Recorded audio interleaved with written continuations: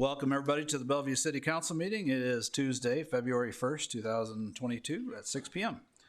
We will start with the Pledge of Allegiance, followed by the invocation by Father Tom Jones, Church of the Holy Spirit, 1305 Thomas Drive. Please stand. I pledge allegiance to the flag of the United States of America and to the republic for which it stands, one nation, under God, indivisible, with liberty and justice for all.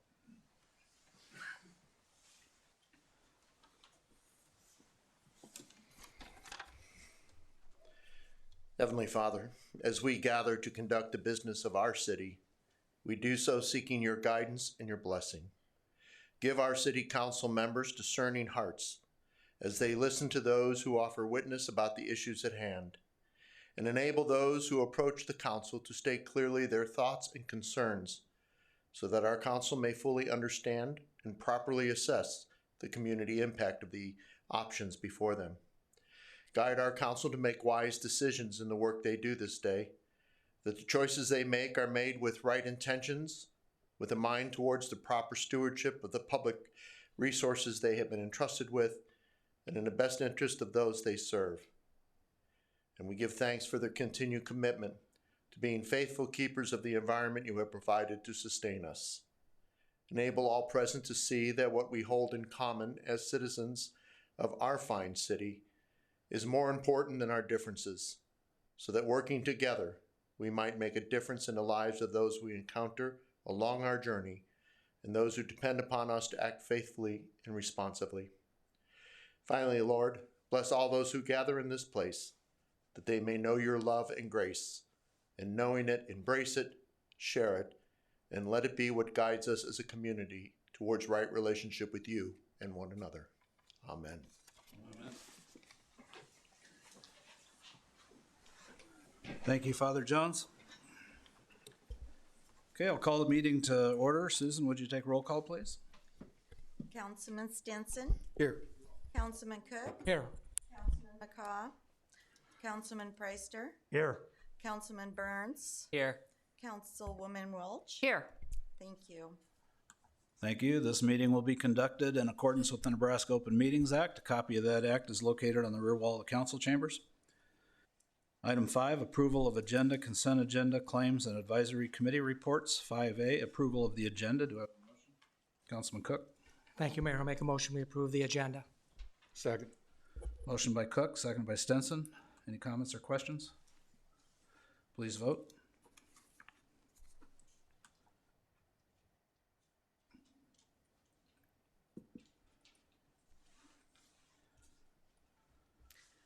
All voting yes, motion carries. Thank you. Item 5B, approval of the consent agenda. Items marked with an asterisk are approved where this item is unless otherwise removed. Do I have a motion? Councilman Stinson. Make a motion, we approve the consent agenda. Second. Motion by Stinson, second by Preister. Any comments or questions? Please vote.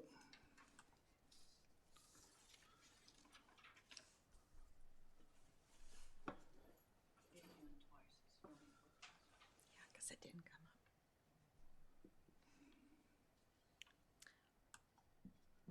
All voting yes, motion carries. Thank you. We have no special presentations this evening. Item 8, organizational matters are on the consent agenda. Item 9, approved citizen communications. We did not receive any. Item 10, liquor licenses. 10A, recommend approval of application for Tight Cuts Barber and Beauty LLC, doing business as Tight Cuts Barber and Beauty, for a Class C liquor license to sell beer, wine, and distilled spirits on and off sale at 1308 Fort Crook Road, Bellevue, and for John James as manager. And I will open up the public hearing for this liquor license. So if there's anybody here to speak for or against the liquor license, please come forward. Hello. Hi. Okay. Just state your name and address. And my name is John James.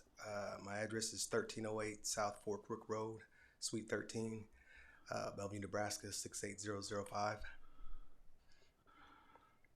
Okay, and you don't have to say, if you want to say something, you can. In other words, just stick around for questions if there are any. Okay. I got a letter here from somebody, if you want me to read it or not. Sure. Or I can pass it around to you. Feel Okay. free. Okay. One of my customers is Officer Howard Banks. He was supposed to come today, but he couldn't make it because he had other obligations. But he wrote me this and told me that I might want to read it if I could. He said, my name is Howard Banks. I am unfortunately not able to attend the meeting, so I wrote a letter to read to all of you. I have been a resident of Bellevue for approximately 30 years and employed with the Bellevue Police Department for 18 years. I have been a patron of Tight Cuts Barbershop since I was the age of 12. Tight Cuts has been a long-standing business in the community and has had a tremendous impact in my life, in particular the owner, John James. As a kid going to the shop, I've always felt welcomed and received from John and his employees about making the right decisions in life. My intentions with them has evolved into a friendship as well as a partnership. John and his staff have partnered with me with organizations to run programs that benefits the cities of Bellevue and the community. And it says, John has always strived to make his business community oriented, to make his patrons feel at home as they have a place that they can relax. When he discussed with me that the possibility of attaining a liquor license in an effort to provide other services to a patron, I knew if anyone was the right person to do it, it would be John. He is very community oriented and wants things to be done right within the scope of the law. John has always made an effort to keep crime and other wrongdoings out of the business. He does not even allow cussing in the business, and if you do, you'll be asked to leave. John has assured me that if he is granted this liquor license to the establishment, all of his staff will be trained and will be observing everything that goes on in the business. John and his staff are responsible, and as a police officer, I do not believe that this would cause any issues to the community. I believe that Tight Cuts Barbershop should be granted a liquor license. This is my opinion alone, but does not represent the opinion of the city of Bellevue or the police department. Okay. Thank you. Thank you. Thank you for your community service and involvement. And that letter coming from Officer Banks means a lot. So, Thank you, sir. good. The public hearing is open for the liquor license. 10A, is there anybody else that would like to speak for or against? Please step to the podium, state your name and address. All righty, And sign in. Buzz Stevens, 13601 South 26th Street. I'm trying to figure out the lay of the land. How would you serve liquor in a barbershop? How would you serve liquor? Yeah, you have to address the council, I'm sorry. Just ask the, Okay. yeah. How would you serve liquor in a barbershop or a beauty shop? Would it be a bar? Would it be by someone walking around with a tray? And also, don't you get into problems with those who serve have to be of age, and those that enter in, wouldn't they have to be of age also? They wouldn't? Okay. Well, that answers that question, but still, I'm sorry, I'd hate like heck to go in and get a haircut and come out all liquored up saying, yeah, it looks great. Your wife might not believe it. Yeah, that too. But how would that work? Just out of curiosity. Yeah, we'll ask the applicant after the public hearing's closed. Yep, you have any more comments on it? No. Whatever y'all want to do, I don't have a problem with it. I just Okay. scratch my head. Okay? Yep. Nope, I think there's a whole lot of different ways of doing business these days with everything that's going on. And I was surprised. I was at the Nebraska Furniture Mart the other day, and they actually serve beer out of beer carts. So it's a changing world. How much furniture did you buy? They did make a couple sales too. Anybody else in the public that would like to come forward? speak regarding the liquor license? One more question. Sure. Which city councilman is this him? You're in favor of this? You have no problem with it? I have some questions. Oh, okay, all right. Have you gotten any I have feedback? some questions that need to be asked as well, and that is one of them that was twirling around in my head. All right, do you have any feedback from those in your ward? No one has come Have you forward looked? to say yay, nay, Have anything you like looked that. for it? I'm sorry? Have you looked for it? They have not sent me anything, and typically So- if people are in opposition or in favor, they're going to send me, or they're going to show up here. So the silent majority is what you're gonna go with? Not necessarily. Okay, all right. Thank you. Okay, we'll let the council ask questions of the applicants at this time. Councilwoman Welch, do you want to start? I'll be happy. Are you closing the public? Not yet. Okay. We'll leave it open. So, Mr. John James, can you come to the podium, please? Okay, tell me how this business works.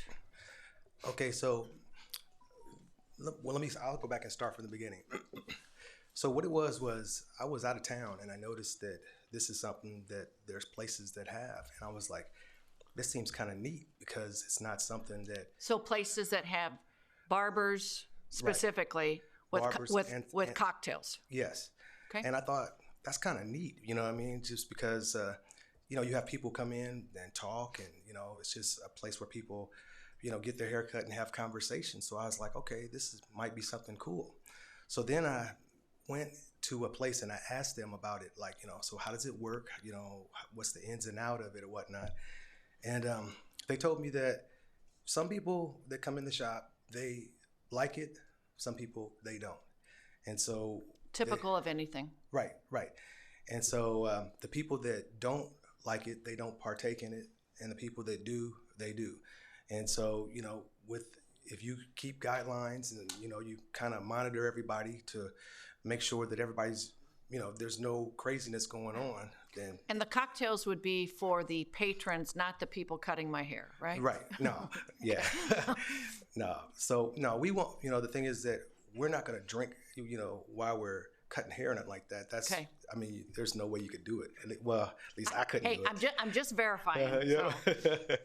Yep. And where did you go that you saw this? Were you out of town? Were you out of state? Were you? Okay, so I was in Colorado, and I was in Omaha off of 100 and you know where Valentino's used to be off of Maple Street? Mm-hmm. There's a salon right there inside that corner that actually has it. And so they let me in. They let me see their whole setup of how it works and everything. And I thought, this is kind of cool. Because it sounds like you want to make it not just a hair cutting place, but it's where people can come and congregate and have conversation. And well, the thing is that the barbershop is kind of like it's a place where people get their haircut and they talk. So we talk about everything, life things or whatnot. You're underpaid therapist is what you are. That's basically right, yeah. But I mean, I wouldn't change it. I love it. I love what we do, And we work closely with the community. We do fundraisers. Matter of fact, we do a program. We've done a program called Cuts for Kids. So kids that can't afford haircuts basically can get haircuts and be on a level playing field with their peers. So, like I said, we've never had an issue at all in 27 years.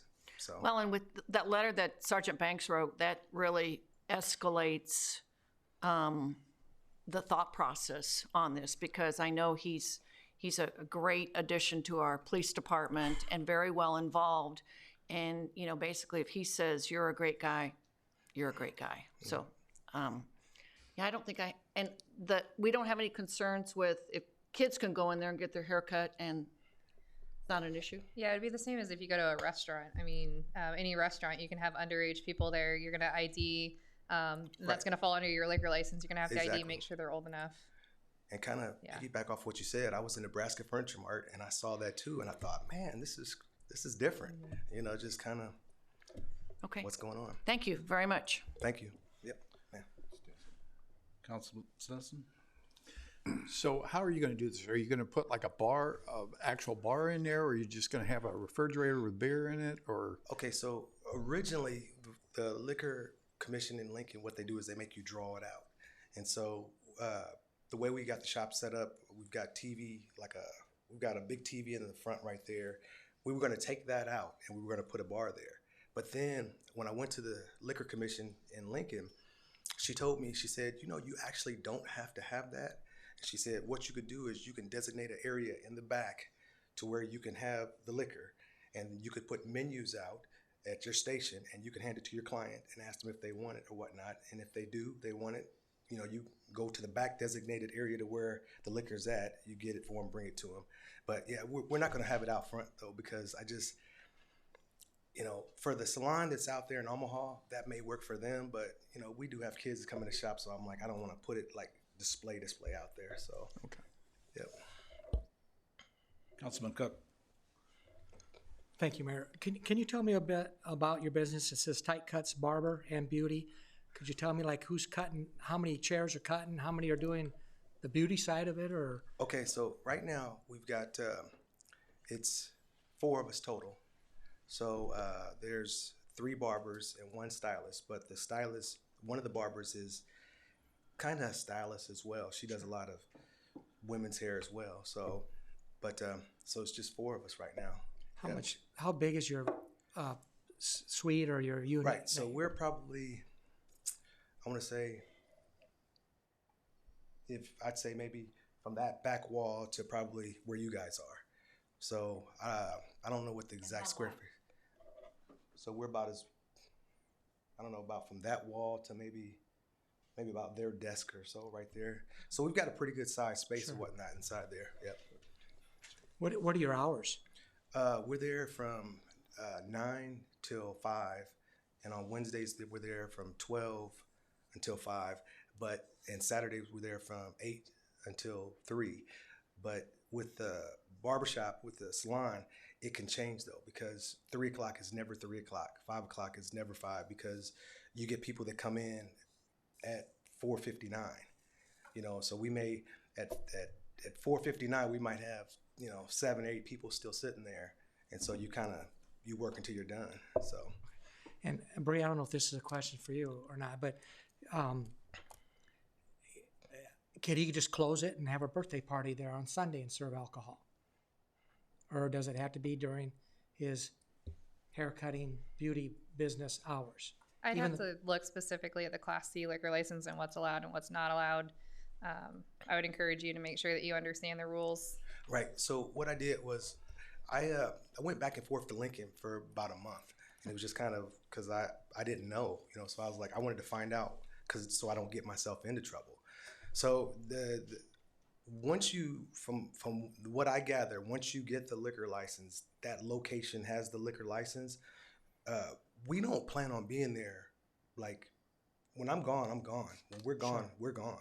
Because the thing is that I want to go home, you know, so it's not like I'm trying to be there all hours of the night or whatnot and stuff. So I think, yeah, we could probably serve it on a Sunday or whatever day or whatnot like that, but we're closed though. So that's not our intentions at all. Sure. And you're in that building just south of the post office. Correct. Yep. And I think on the back side, is there sort of a hall where you can have? Yep, there's a hall there. Yep. Okay, and they probably already serve alcohol. There's already a liquor license in the business. And are you? Tell me, are your doorways facing Fort Crook? The entrance to your. Right. So we're. What is it? We face the post office, right? So your door, your in-outdoor would face the post office. Right. So you're on the side, the north side of the building. Correct. Okay. Yep. Exactly. Yep. Well, it sounds like you got quite a big space. Right. So we have the corner of the building. Okay. And the thing is that they told me I could piggyback kind of off of the license that's already in the building, but I want it to be separate because I don't want, you know, if I want to be in control of me. You know what I mean? So it's kind of like whatever's going on in the social hall, that's the social hall, and then whatever's going on with us is going on with us. That way, I don't get involved in any of their, you know, the social hall things or whatever. And this is an on-off sale, so you can buy package and leave. Right. Okay. And the reason that was the lady from the liquor commission, she told me about that because of once COVID hit. I had no clue that, but what it was I guess a lot of places they did that or yes or whatever. So I was like, okay, but this saves me. And so the reason why this saves me is because if for some reason somebody was to get served a drink and try to sneak something out, then I wouldn't get myself in trouble. And she told me like all the rules about how that works. So I was like, okay. What if they try to sneak something in? Ooh, that's a good question. No. I mean, it's the barbershop, you know. I hear mean, Thank you very much. thank you, sir. Councilman Cook, I was just going to follow up. Typically, the parameters are just they can't sell after the time that they can't sell 1 a.m., 2 a.m., whatever it is in Bellevue here. But if they wanted to do a private party on a Saturday, they could on premise with a server there. Absolutely. Councilman Preister? Thank you, Mayor. The first thing I thought of, Mr. James, when I saw this, can you hear me okay? Yes, I can hear you fine. Good. Was, how do you keep the hair out of the beer? So I assume people are going to be drinking while they're getting their hair cut. yeah, well, you know, that's a good question right there. That's not so important. Okay. I want to commend you for going down to the Liquor Control Commission, doing your homework, Right. finding out the rules, being prepared so that when you do it specifically for your shop, and you do it to meet all the guidelines. Right. So thank you for that. No, I thank you, appreciate sir. it. The other thing would just be a comment, because we do have citizens that also read the agendas, and some of them do come and have legitimate questions. The city council can only make a recommendation. The city council does not approve liquor licenses. The city council has no authority over the state and federal regulated Liquor Control Commission and what they issue and what they don't. Right. So the vote today will be to recommend either denial or approval. Okay. The Liquor Control Commission can do anything they want with that. They can agree with us or disagree. So Mr. James has got to sell himself and his program still to the Liquor Control Commission, as he's doing today. So I think you've done a pretty good job of it. Thank you. Thank you, sir. Councilwoman Welch? Just my own curiosity, the shop that was up north that you got all their information, is most of their sales beer, wine, cocktails? They have, so their setup is actually really nice though, but I mean, probably not, it's nicer than what we've got. So they have their shop is about the same size. They have stations on this side, station on this side, but they don't have like a TV at all. They just have like a bar right there in the middle, and they have like their liquor bottles or whatever or stuff like that. And then they have down below, they have like these build out things with like coolers and stuff, and they serve mostly, well, according to her, mostly the White Claw type things, wine, and some drinks. They don't serve very, very many drinks, but some. But it's mostly. And did they talk about if they have people that come in and buy to leave with it, so to speak? Is there much of a demand for that? No, we didn't get into all that. It Okay. was just kind of, and she just kind of showed me around, like, you know, their sinks and stuff like that. Right. Because you still have to have like all the stuff. Everything has to be the same. So you have Okay. to still be under the rules. And my mistake, this is in Councilman Stinson's ward with the new change of the maps.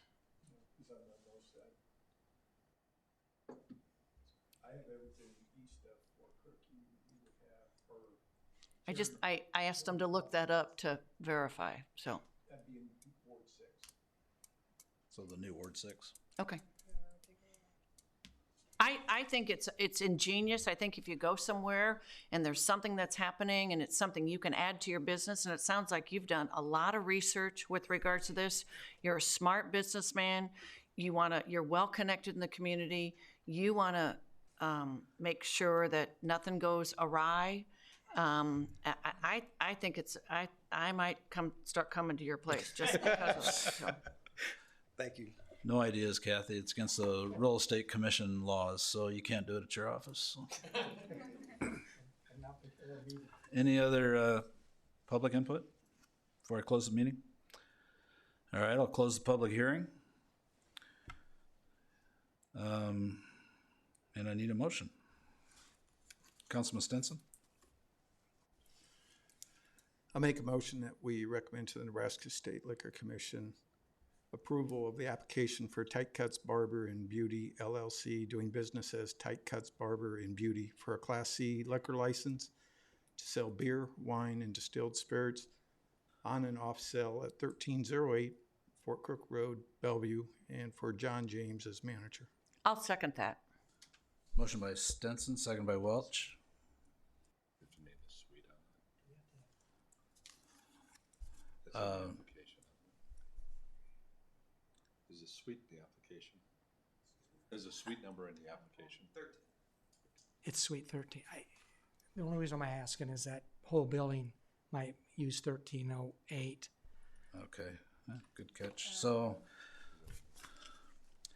I have a motion by Stinson, second by Welch, to recommend approval of application for Tight Cuts Barber and Beauty LLC, doing business as Tight Cuts Barber and Beauty, for a Class C liquor license to sell beer, wine, and distilled spirits on and off sale at 1308 Fort Crook Road, Suite 30.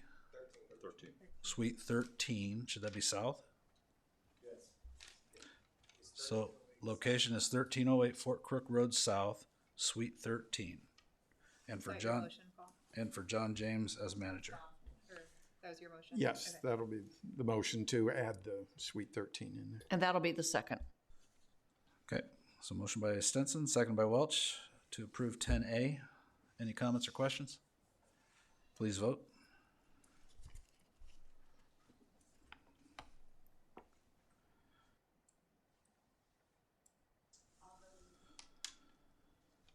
All voting yes, motion carries. Thank you.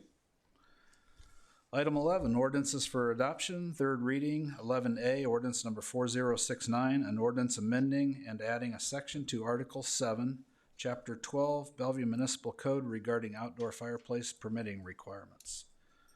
Susan, would you read that ordinance, please?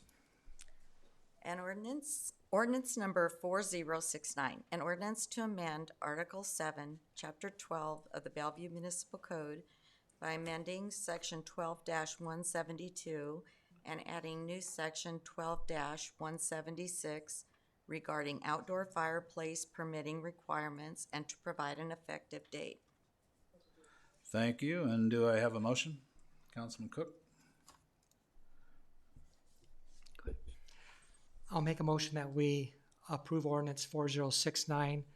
We do have an attachment for an amendment that was on the agenda. We should have all seen that. So with that amendment. I'll second that. Motion by Cook, second by Welch, to approve ordinance number 4069 as per attached amendment. Are there any comments or questions? Councilwoman Welch? Thank you, Mr. Mayor. I just want to thank legal for working their way through this, and permits and inspections for the meetings that they had with us to make sure we all understood what was happening on this. I just really appreciate all their help on this. Thank you. Councilman Preister? For clarification, I believe we're doing it all in one amendment or one motion for both the ordinance and the amendment as it's redlined in our packet. We're not doing the Correct. ordinance and then doing the amendment. That's correct. It's just a motion to approve as posted online and handed out today. Yep. Okay, and I know it did take a little extra time. We're current on, I believe, our current fire code, we're ordinances, so I think it was good to take the time to get it right, and I appreciate everybody's work too in making it this well done. Okay. Motion by Cook, second by Welch. Any more questions, comments? Please vote.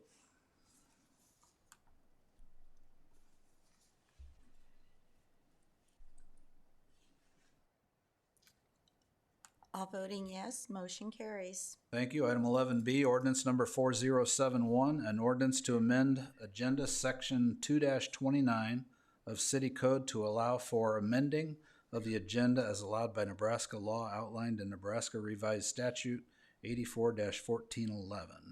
Susan, would you read that ordinance, please? Ordinance number 4071, an ordinance to amend section 2-29 of the Bellevue Municipal Code pertaining to agenda, submission of materials, formulation, public availability, etc., to repeal all previous versions of the same and to provide an effective date of this ordinance. Thank you. Do I have a motion? Councilman Stinson? Make a motion, we approve ordinance number 4071. I'll second that. Motion by Stinson, seconded by Welch to approve ordinance number 4071. Any comments or questions? Please vote.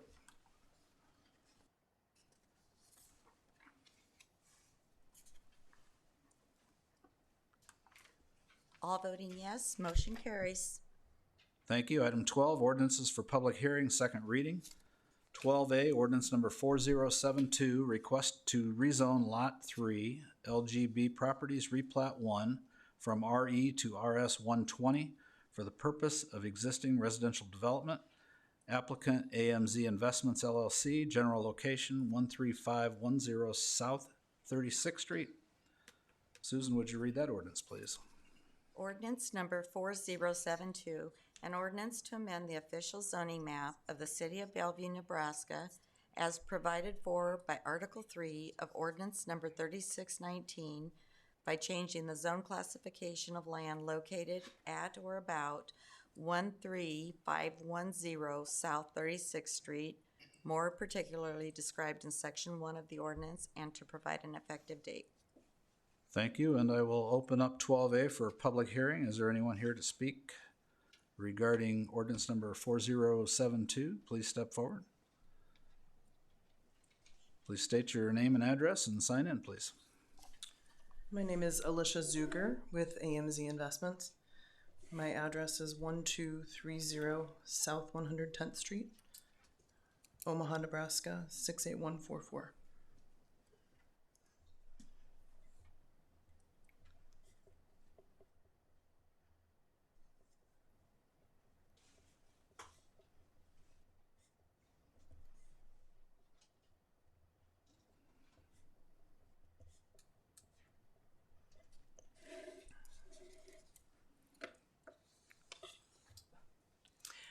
And I am here, I understand that there is an email that's come through from the daughters of the neighbor that were asking for a continuance for this. So the business owner side of me says I want to move forward and proceed with things, but if the council decides that you do want to grant that continuance, we're fine with that.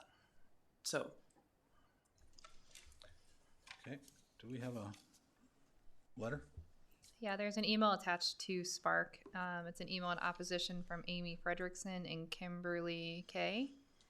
There's that letter. Is that the letter you're talking about? Okay. I think it was our intention to have a public hearing tonight since you're here. And then I think at the next meeting, Councilman Cook was going to do a motion to open it up for a second public hearing if they come and speak at that time as well. Okay. So are there any questions for me tonight? Councilman Cook? Yep. Thank you, Mayor. Could you just tell us what your plan is?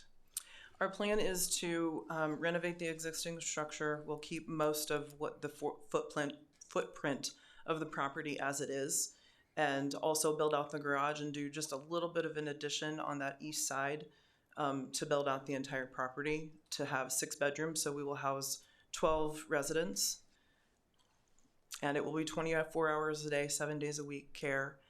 We will have the patient to staff ratio will be 4:1. So there will be 3 staff, CNA and med aides on staff, as well as an RN on call, 24 hours a day. Administrative staff would be there too. We've talked about maybe having one of those staff live in the basement and be on site all the time and rent the basement space out. So you're taking it's a ranch style home with a 2-car garage, and you're going to convert that 2-car garage into bedrooms, then extend it about 28 feet. Correct. To get a total of 6 bedrooms. Correct. Okay.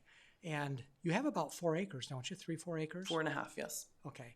And your neighbors, Mr. Fornoff is to the south, and how far do you think that house is away from you? Is that it's a little ways. It's not like a regular 10, 15 foot separation. No. probably 75 feet. Yeah, I or would more. say. More of Yeah, the actual and there's structure.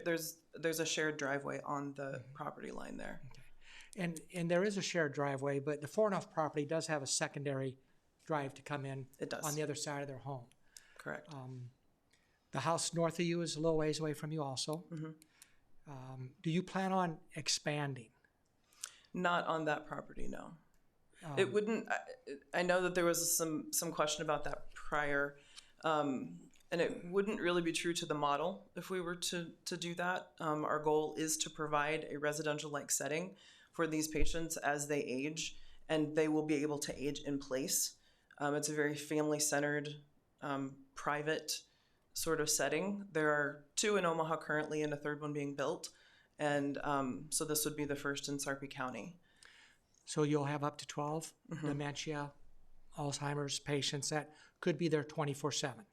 Yes, they will be. Would you have daycare, like where maybe additional clients would be brought to you while maybe a caretaker goes to work or something? Or it could be potentially. I'm not sure necessarily. If we're full, no. It would depend on capacity. Okay. And the residence is off 36th Street, a pretty good distance. Tammy, do you remember? Is that? Yeah, so Councilman Cook, the property up on the screen now in blue is what the applicant's property, what she has. It is almost 4.5 acres. She would be, once the addition is done, she has to be at least 35 feet off of South 36th Street, which she will be.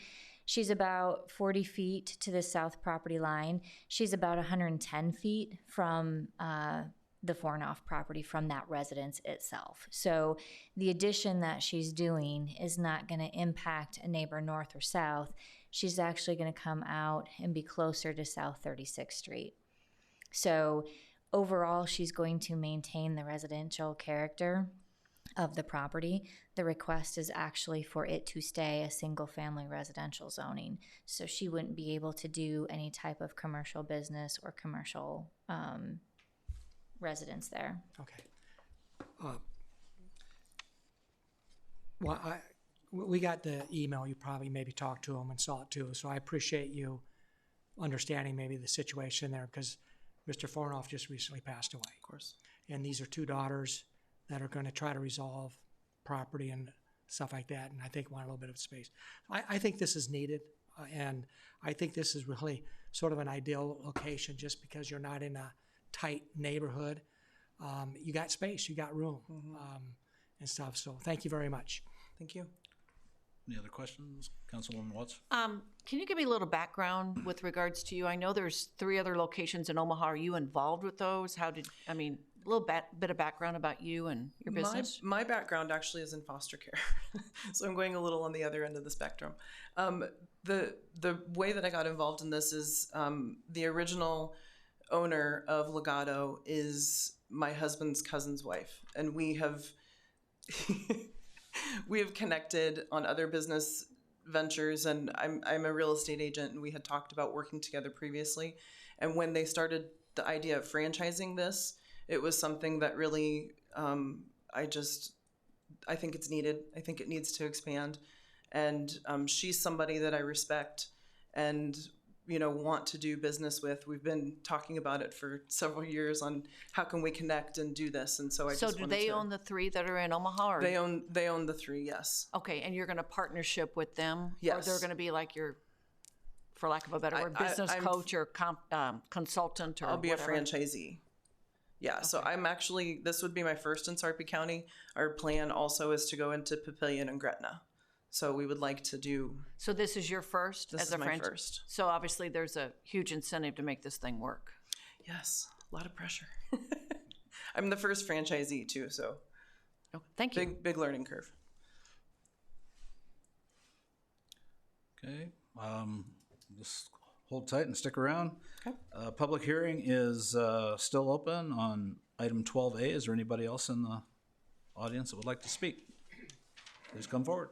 State your name and address. Again, Buzz Buzz Stevens, 13601 South 26th Street.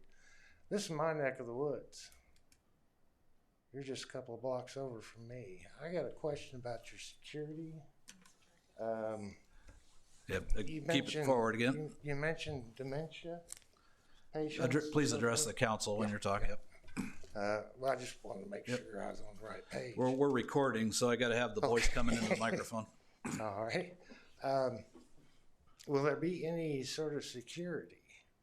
I know the state and everybody has different alarms on doors and so forth. My grandfather went through this years and years ago. The building itself, you're renovating a house, and I don't believe that's going to take a lot of renovation to get. I'm looking at that house, and plus 36th Street, you're increasing the volume of traffic by widening it and so forth for further expansion going south. That has me a little bit worried. Grandpa got out one time, and it wasn't, again, alarms on the doors and everything else. I just want to make sure they're secure for their own safety. And again, for the safety of the neighborhood. I don't want anybody to feel uncomfortable out there. So that's my 2 cents. Good, thank you. Anybody else would like to speak regarding 12A? Okay, seeing nobody, I will close the public hearing. And third reading and vote will be February 15th, 2022 here at, Councilman Preiser. Mayor, before we get to that, maybe in answering that question, the applicant could let us know, I know there are some state requirements for security and for safety, so perhaps you could just address the question. The way that they do the current homes is they actually have coded, all of the doors are coded to get in and out. There actually has to be a code that's entered for the door to unlock. So the residents wouldn't have access to those codes. So they couldn't get in or out without the code, and correct. That is a secure system. Correct. Okay. And there are likely other guidelines that are now in place? Yes, and Erin is my go-to on that, and her family is battling COVID, so she couldn't be here tonight. Okay. Thank you very much. Sure. One last question. How long has their business been up and running in the Omaha area? Any idea? Oh, gosh. It's 22, I believe, since 2016. So and she actually bought an existing business, and they changed the name and just kind of revamped it a little bit. So they've seen all the ins and outs and learned by their mistakes and experiences to make sure that if you're going to franchise something, you got to have everything pulled together to be able to help the franchisee get through the process. Absolutely. Yes. Perfect. Thank you. Thank you. Actually, I've closed the public hearing, so. Oh, one more question. Can't take it. I got the public hearing closed. So the public hearing is closed. Third reading and vote, and you can always contact a council member or myself after this. So third reading and vote will be February 15th, 2022. Item 12B, ordinance number 4073, request to rezone lots 1 and 2 here and their addition, being a replat of tax lot 6B, and that part of tax lot 6A2 being the north 50 feet of the west 175 feet of the east 260 feet of tax lot 6A, together with the south 15 feet of the east 110 feet of lot 1 and the south 22 feet of the east 85 feet of the east 260 feet of tax lot 6A, together with the south 15 feet of the east 65 feet of lot 34, Svoboda's addition to the city of Bellevue, all located in the southwest quarter of section 36, township 14 north, range 13 east of the 6th PM, Sarpy County, Nebraska, from RG8M and BGM to BGM for the purpose of residential and commercial development. Applicant is First City Development, LLC. General location is 2304 Lincoln Road. And I am going to recuse myself. Our company has a listing on this property, so there's, I think, a profit in it for me of about $60. So I'm gonna turn that over to our council president. Thank you, Mayor.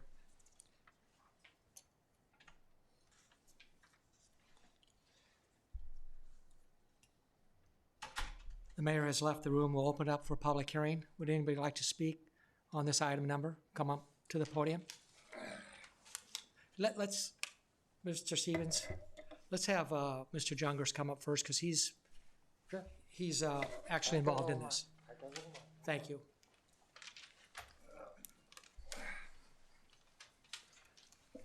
Hi, John Jungers, 112 Combs Road, Bellevue. Now, the applicant, on behalf of Mr. Here, who currently owns the property. The property is currently zoned for a mobile home park. The objective is to, I think, Mrs. Palm would speak as far as cleaning up the zoning and cleaning up the lots there. Mr. Here, who is the current owner of the property, acquired it from Mr. Ham, who has since passed. And it's our objective to, without being too cryptic, to utilize the property for a relocation of an existing business. Anybody have any questions for Mr. Jungers?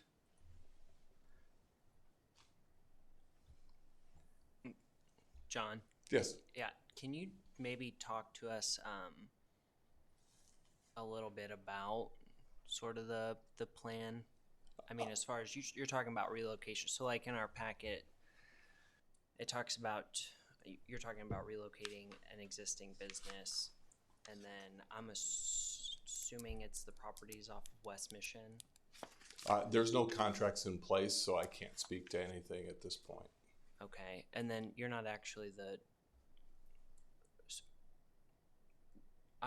Will you just like clarify for me? So you're not the applicant. I am the applicant because I have a purchase agreement with Mr. Here, contingent on the rezoning and replatting of this property. Okay. And so once that is, if that is approved, then that will be. There'll be a closing, and I will acquire the property, or First City Development will be. All right, and so then that would make you the owner of that property, yes. Okay. Mm-hmm. So those are my questions. Okay. Anybody else have any questions? Mr. Jungers, thanks. Why don't you just stay tight? Mr. Yep. Stevens? Well, I was just wondering.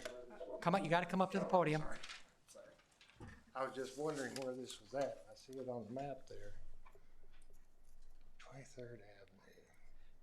I'm not familiar with that. Could you draw that out a little bit so I can see more of Bellevue? It's just south of Mission Avenue. So Mission Avenue is right there's here. Mission Avenue. Okay. This is Lincoln Road. So you got the base property off to the west, and then this is just south of that Mission Lincoln intersection. That old So- grocery store that got renovated. Yeah, there's some existing multifamily commercial here, and then this portion of the lot to the south is currently vacant. All righty. Well, that answered that question. And I apologize. I need to sign in here too. Would anybody else like to speak on ordinance number 4073?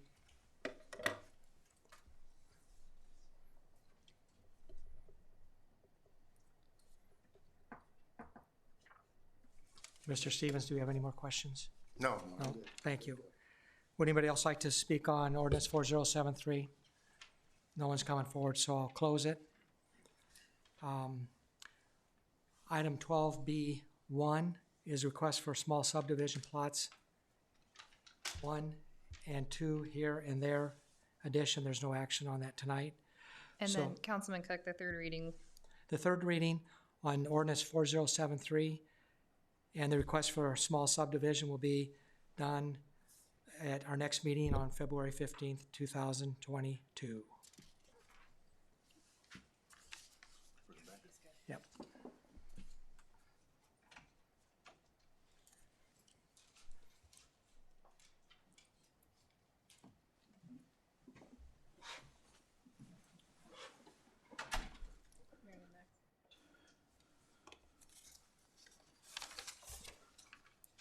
Thank you, Councilman Cook. Item 12C, ordinance number 4074, request to rezone tax lots 6A6 located in the northwest quarter of Section 26, Township 14 North, Range 13 east of the 6 p.m., Sarpy County, Nebraska, from BG to RG20 for the purpose of an adolescent care facility. Applicant 13 or I3 LLC. General location 105 Fort Crook Road South. Susan, would you read that ordinance, please?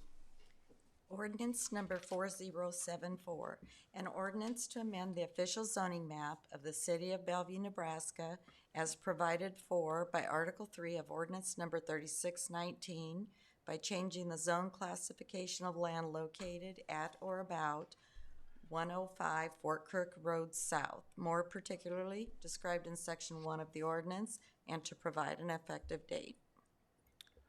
Thank you. I will open up the public hearing for 12C, ordinance number 4074. Is there anyone in the audience that would like to speak? Please come forward. Please state your name and address and sign in, please.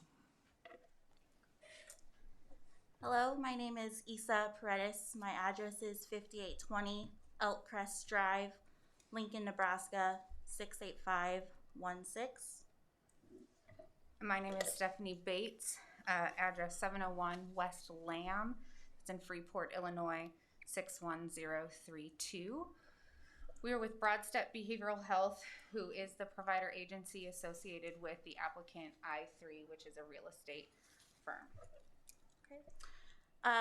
Like she said, we're Broadstep Behavioral Health. Our company was founded in 1972, and we work with individuals, adults, and adolescents with mental illness, developmental disabilities, disorders, and things like that. We have locations in several states. We're in Wisconsin, Indiana, North and South Carolina, New Jersey, Illinois, and now Nebraska. We have one group home in Lincoln on Elk Crest Drive that is a therapeutic residential facility. We work with and partner with DHHS to have individuals in our program. We are successful in Lincoln. We are planning to open our second group home this year, as well as a PRTF in Lincoln as well. We are here trying to open up a PRTF here in Bellevue to serve adolescents here who need support and services. Can you tell me what a PRTF is before you go any further? Yeah, it's a psychiatric treatment facility. Residential facility. So that's psychiatric residential treatment facility. Thank you. All right. Yeah, I said all those things in the right order. So from a zoning perspective, obviously we are looking at this roadside hotel that we would like to renovate and turn into this residential treatment facility in Lincoln and in a number of the other states that we operate in. These facilities are zoned as commercial. We are a business providing a short-term residential inpatient therapeutic service, and then they transition back into whatever their community setting is from there. Here in Bellevue, we fall under a residential ordinance for zoning, and so we are asking to change this zoning from commercial to residential for a commercial business operation that happens to fall under a residential category within the city of Bellevue. We believe, and our partners of I3 believe that from a use standpoint, this is going to be the highest and best use of this space. It's an oddly shaped space, and we are going to be able to renovate the building as is. So we're going to do renovations, but be able to keep that general footprint because of the arrangement of that space. We expect this to create about 30 professional jobs to support what would be a 16-bed facility serving adolescents with behavioral and mental health disorders.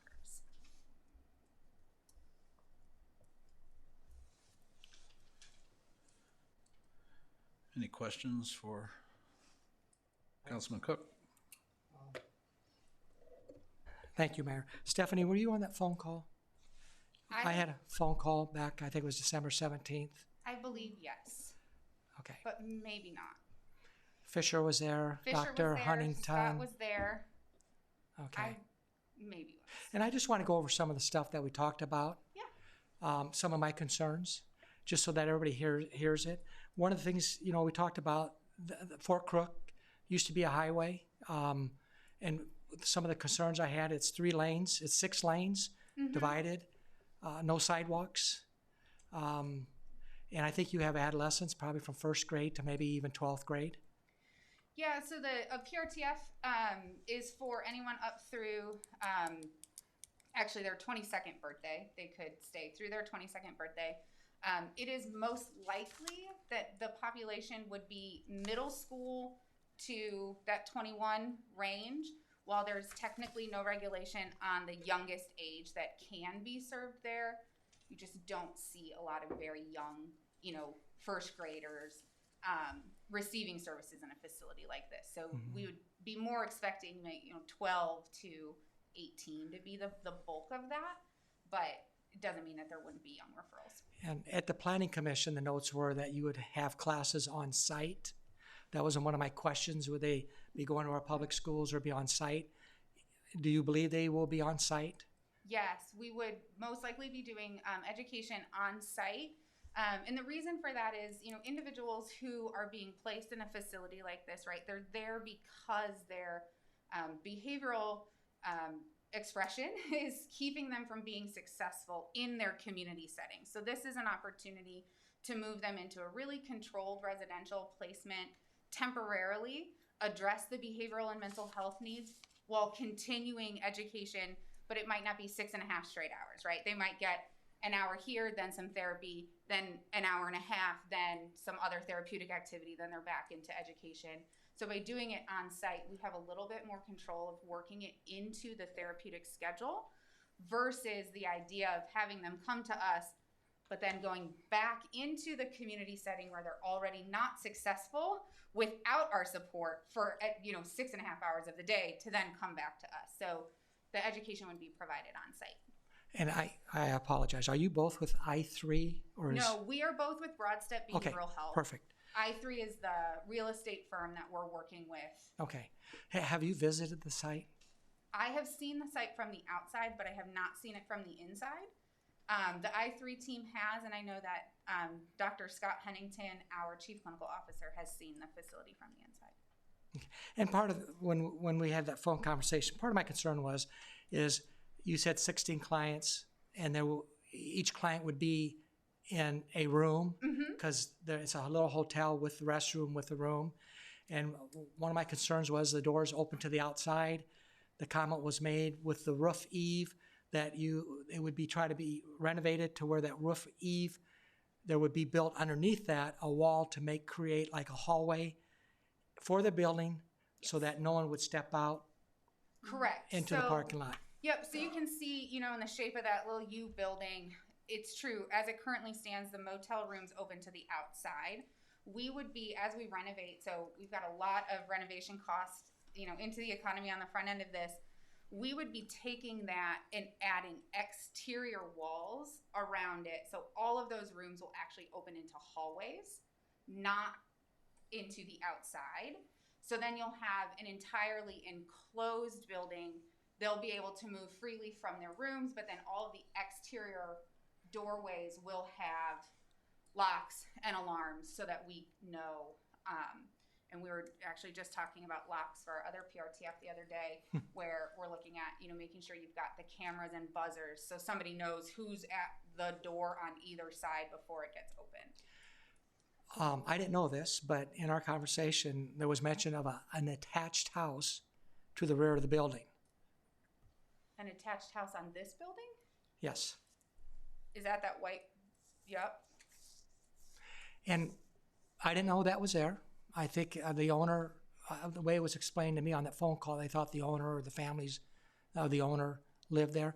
And part of my concern was, I don't know how many rooms are here, but I was trying to count doors on one of the pictures that was attached, and I thought, when you're saying 16, it almost seems like 16 would be the number of rooms for clientele. Where do we eat? Where do we hold classes? Where do we hold therapy? Where do we just get together and hang out as a group and watch TV and do things like that? Where's the space in the room for that?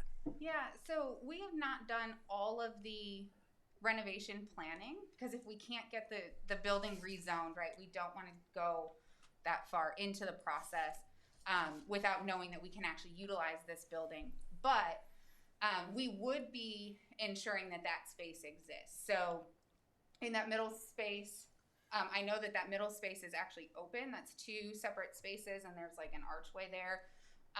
We would be enclosing that, and we would look to renovate the building itself. And if we needed to add on back where that house is, or, change a little bit back there to make sure we had the spaces, there would be communal space for lunch or for eating, for classrooms, activity spaces.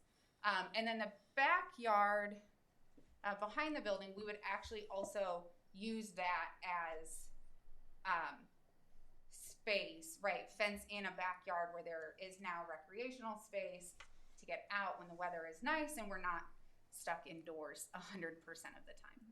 And per our regulations, in order for us to open, we have to have a specific amount of space inside the room for eating and to make it ADA accessible for anyone who lives there. So I don't know the specifics right now, but I do know for eating, classrooms, and all that kinds of stuff, we do have to follow the specific regulations that are set forth. And I realize that. It's just what I'm just trying to get to is I don't know how much space you need, and is there currently the space there for you? It's more, I thought maybe we'd get more of a detailed, and I know we're not here for what your layout is, it's for the zoning, but you said 60 to 90 days. It's not a long-term treatment. It's maybe 60 to 90 days. It is typically a short-term treatment. There is no cap on the maximum number of days that a person could, from a regulatory standpoint, there's not a cap on the number of days, but you have to show some pretty significant documentation that additional days in something so intensive would continue to be beneficial. So it is a short-term, really stabilization and reintegration type of facility. They come in, they get really intensive intervention to support their behavioral needs, making sure then that they have the skill set to integrate back into those community settings that they haven't been successful in. And then, you can help out the next individual who's also struggling to be successful in school, or, stay at home with their parents because they're, having so many difficulties keeping them under control or things like that. Where do you think most of your clients would come from? Right now, we're getting a lot of, most of our interactions around the need for this type of facility, as well as being here in Bellevue, is coming from the state. So we're working with DHHS and the Department of Developmental Disabilities directly. They're asking for this service, and also recommending your town. They're very speak very highly of Bellevue and the access to skilled workers and professional workers that we would have being in this area. And so we would get most of our referrals most likely through the state of Nebraska.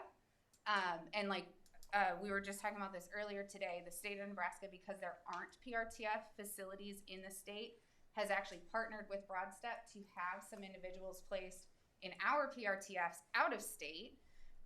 And so, as it currently stands, this is a level of care that most states don't have enough beds for the people they have for them. Sure. And I believe the state of Nebraska has told us there's about 100 individuals that have been placed out of state because there are not beds for the right level of care that they need. And so they're trying to work with provider agencies that can create the types of facilities that they need to bring those individuals back home. And these aren't adults, they're adolescents. So young middle schoolers, young teenagers are being quote unquote forced to go to a different state to receive the services that they need. And we're trying to bring that here to support family reunification, because that's what we're about. We want them to be with their families. We want them to have their family's support. Sure. Do you currently have a contract with the state of Nebraska? We do not have a contract with the state of Nebraska, though we have an ongoing referral relationship for our homes that are open in. We are licensed for our therapeutic group home in Lincoln, and have an ongoing referral relationship with them for that home, as well as, you know, standing conversations about our second home and our PRTF that we're working on opening there, that are still in renovation and licensures. And the only reason why I ask is I thought in our phone conversation there was reference to so many years and a dollar amount of a contract that was already made with the state. I actually believe that that was a comment about the relationship with I3, who's the real estate company. We would be in a 15 to 20 year lease with I3 on this facility. So some of the questions that I know had come up in that conversation and in some of the other conversations that we were having was about, you know, what happens if you guys rezone this commercial land to residential and Broad Step says, you know what, never mind, we're out. Not going to happen. But I3 will have us in a long-term lease.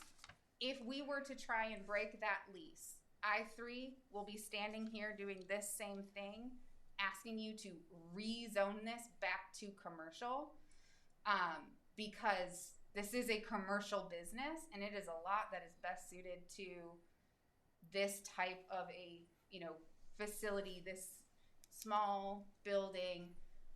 And so nobody has any intention of doing a bait and switch here of making this, you know, some big residential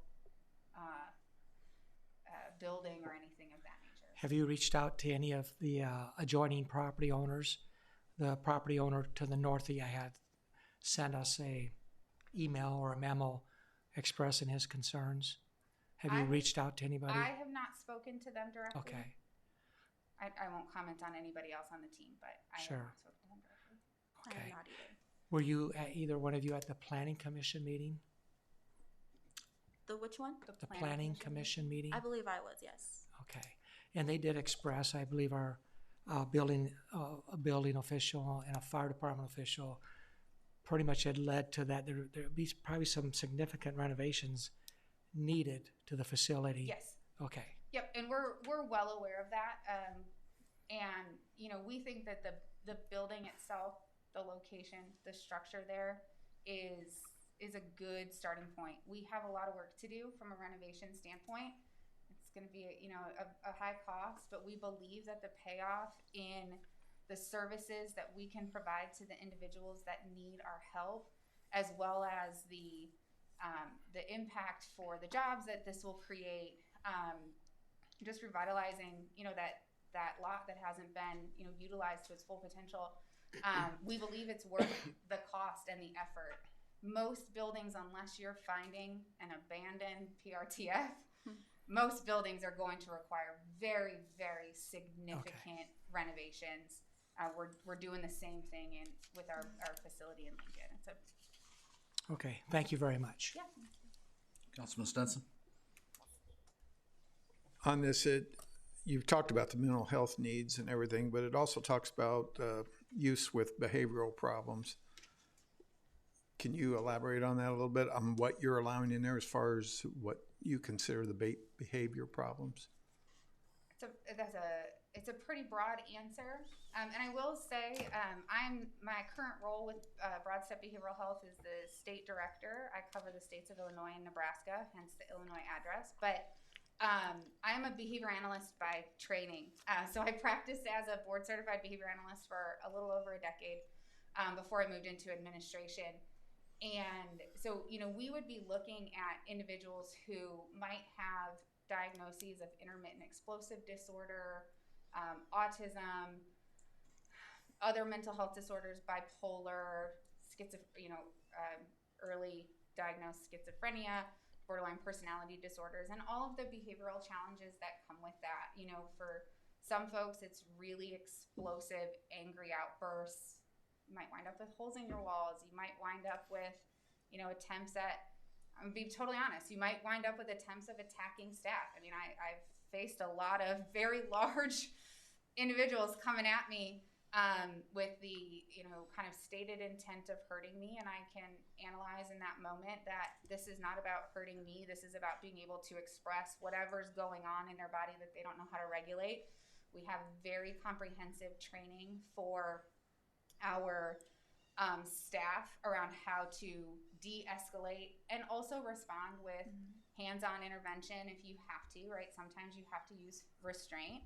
Our staff are all trained in that. It is actually written into the regulations that we have with the state of Nebraska for our group home, that all of our staff have to have and maintain that training, which we take very seriously. So do you have a security team there that assist you when somebody actually? Security team? No. And from a behavioral perspective, we're not a prison.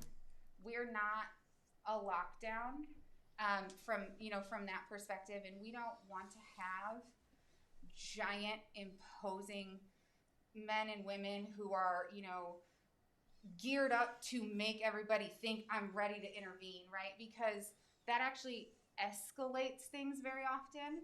And so it's important for us to have a good relationship with law enforcement in the areas where we work so that we know if we do in fact have to call them because something has gotten out of hand, they can come and help us de-escalate without it having to turn into that big to-do.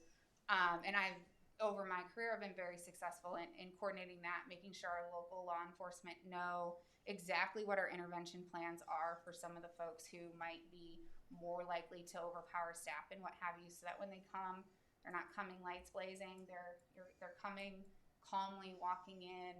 You know, sometimes you work it out where it's explicitly plainclothes officers so that you don't have that anxiety provoking look that can sometimes come with law enforcement, you know, coming in around adolescents who are already agitated.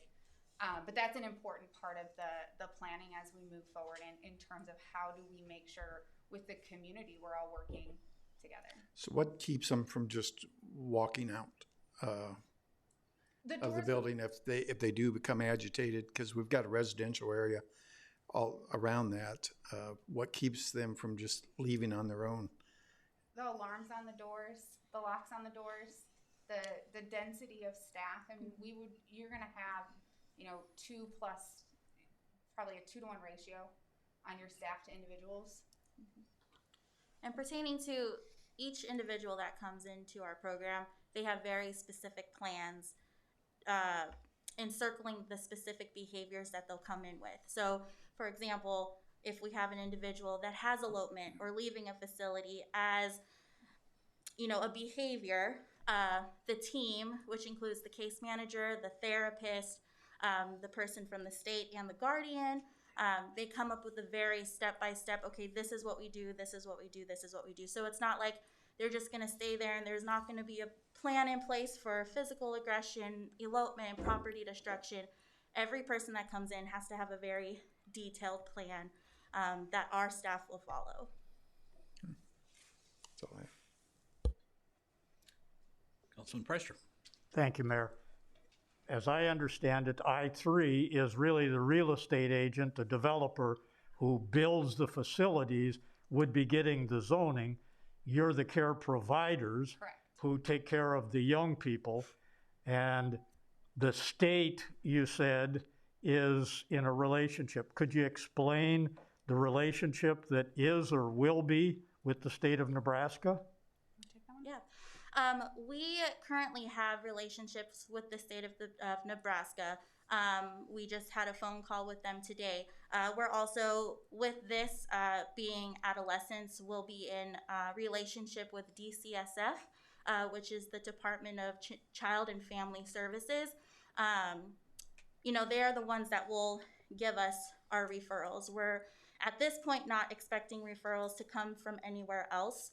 And the team that we currently work with is also the team that is sending adolescents out of state to our other facilities. So they're wanting to bring those individuals back. And you said that the treatment works better when you've got the family for support and you can work with the family as you need to, rather than sending so many out of state. Is that what I heard? 100%, yes. And that intuitively makes sense. You want to keep unification within the family and the support systems and the nearness. The state of Nebraska is not providing these services. We don't have state workers or a state system to do it. So the state is trying to get someone like your organization to come in to provide service that's already needed. Yes. There are children already in our community. Most likely, the majority will come from Lincoln and Omaha and the metro area.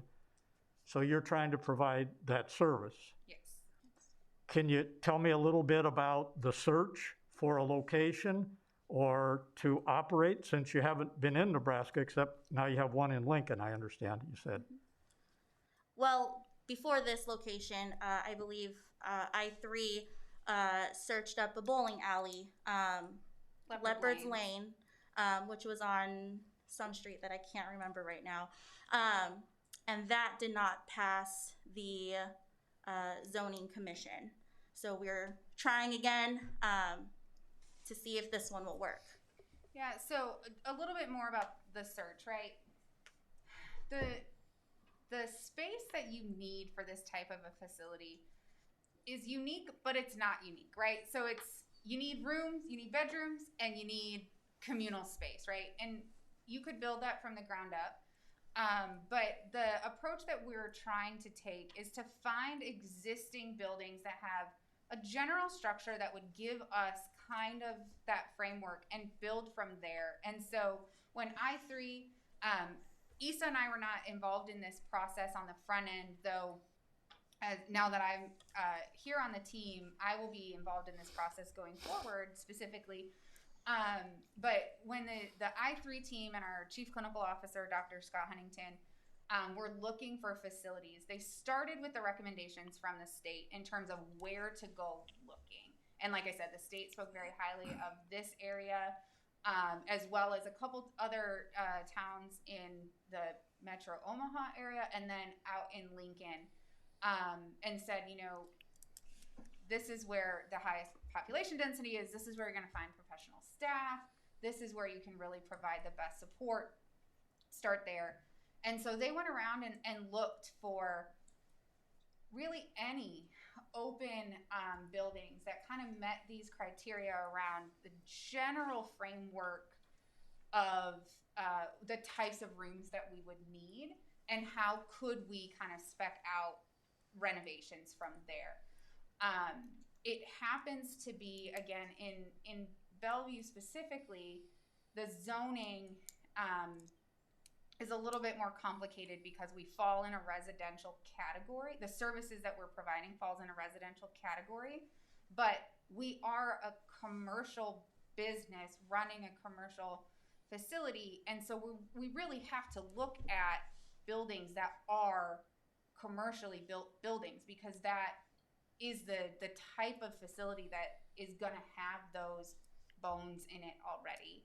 So that's been kind of how that real estate search has gone, and why you find us here asking you to rezone something rather than us looking, you know, at the existing buildings that already fall in the zoning category, because a house wouldn't give us the kind of general structure, the general layout that you need to create enough extra space, or we'd be buying a McMansion and still having to do, you know, massive renovations on top of the cost of a home that large. So that's kind of what's driven the real estate search. Okay, and I appreciate that. In terms of the behavioral health, you're not talking about institutionalized people who have long-term mental health diagnosis and need severe treatment. you're talking about youth who are needing temporary assistance in adjusting their behavior. Yeah, kind of like maybe a crisis stabilization might be a way to think about it, right? They've gotten to an acute level that's making them not be able to kind of navigate and be successful in the community. We'll take them in, get them out of that crisis, teach them the skills to be successful, and then help them kind of reintegrate with our family and then reintegrate into those community settings. And I would think that part of the reason that DHSS and your organization will be looking at the larger metro areas, you've also got the qualified, trained people. Can you speak about your needs for staffing? And that would be a siting issue also, because you go to the small towns and you can't draw from the people, you can't get them there. So speaking on what we'll need qualified therapists, so the master's level at least, case management, program managers. We'll also need DSPs, which is the direct support professionals that will be working day in and day out with the adolescents, along with teachers, medical professionals like nurses to aid in medication administration and any other medical needs required that the adolescents will need, cooks, and things like that. Okay, thank you very much. Thank you. Councilman Burns? So I know we're all asking you a lot of questions, and this is probably going to touch, but just so when you're doing this facility, so essentially this kind of be how the process works. I mean, so you could be looking at youth who are like court involved, right? And so it might be ordered, there might be a psych evaluation, and then this would be the recommendation. They might be here from 30 to 90 days. And so it's staff secure, and I think most juvenile facilities are just staff secure. If I'm not mistaken, is that accurate? I think like even the JJC is only staff secure. I think kids can still get out. They just don't know it. They do now. Yeah, I just thought about that. But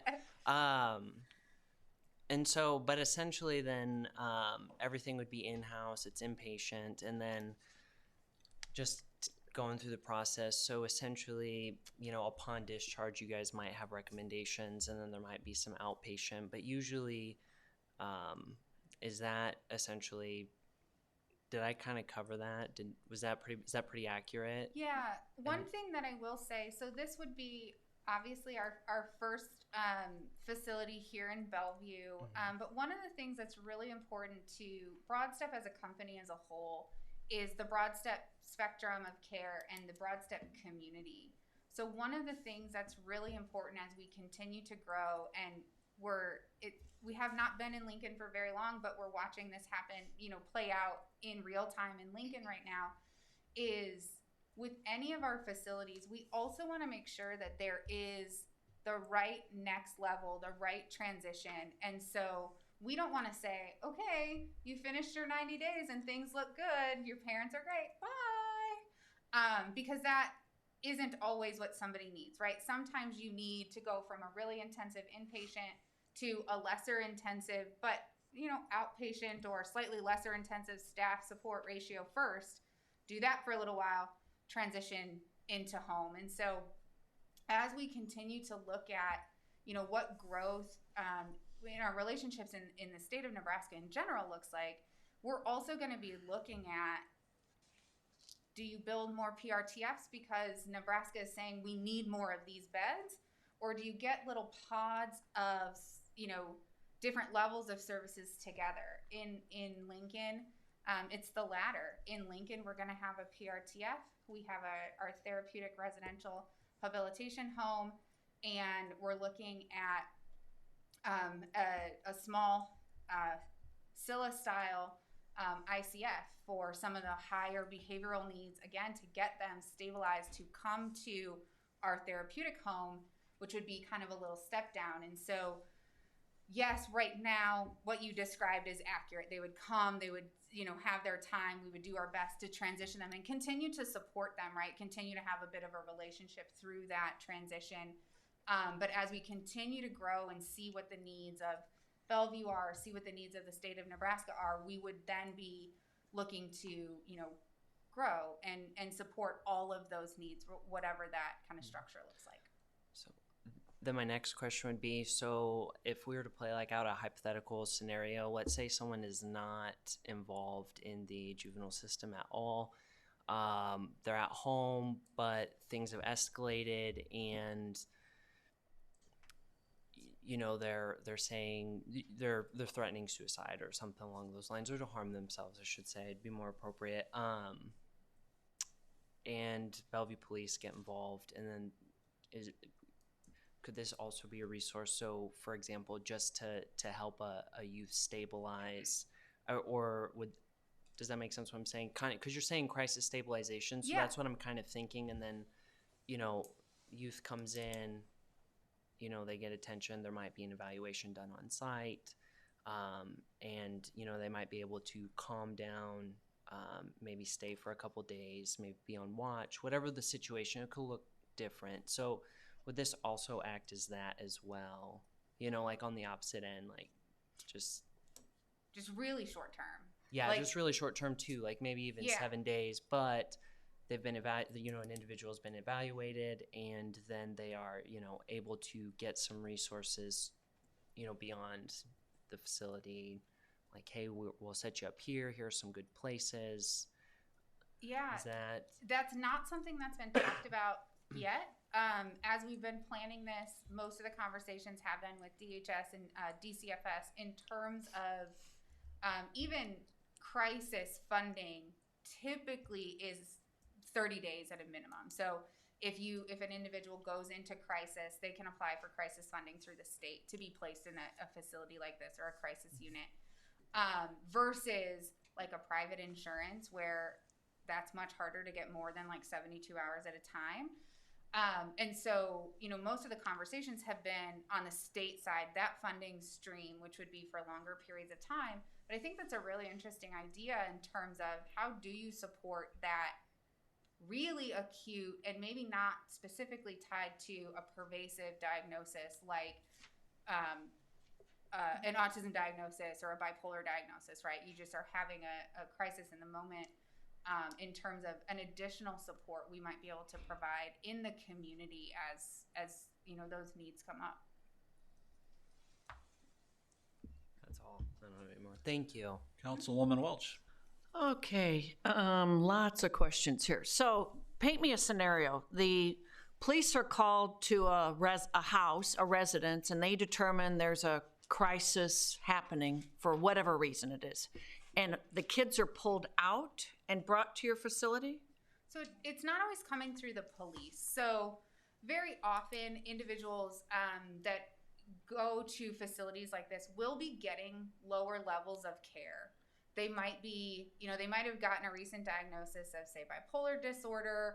They're really their behavior is really unregulated. We're trying medications. Things aren't getting better. We're still having some really manic, explosive moments.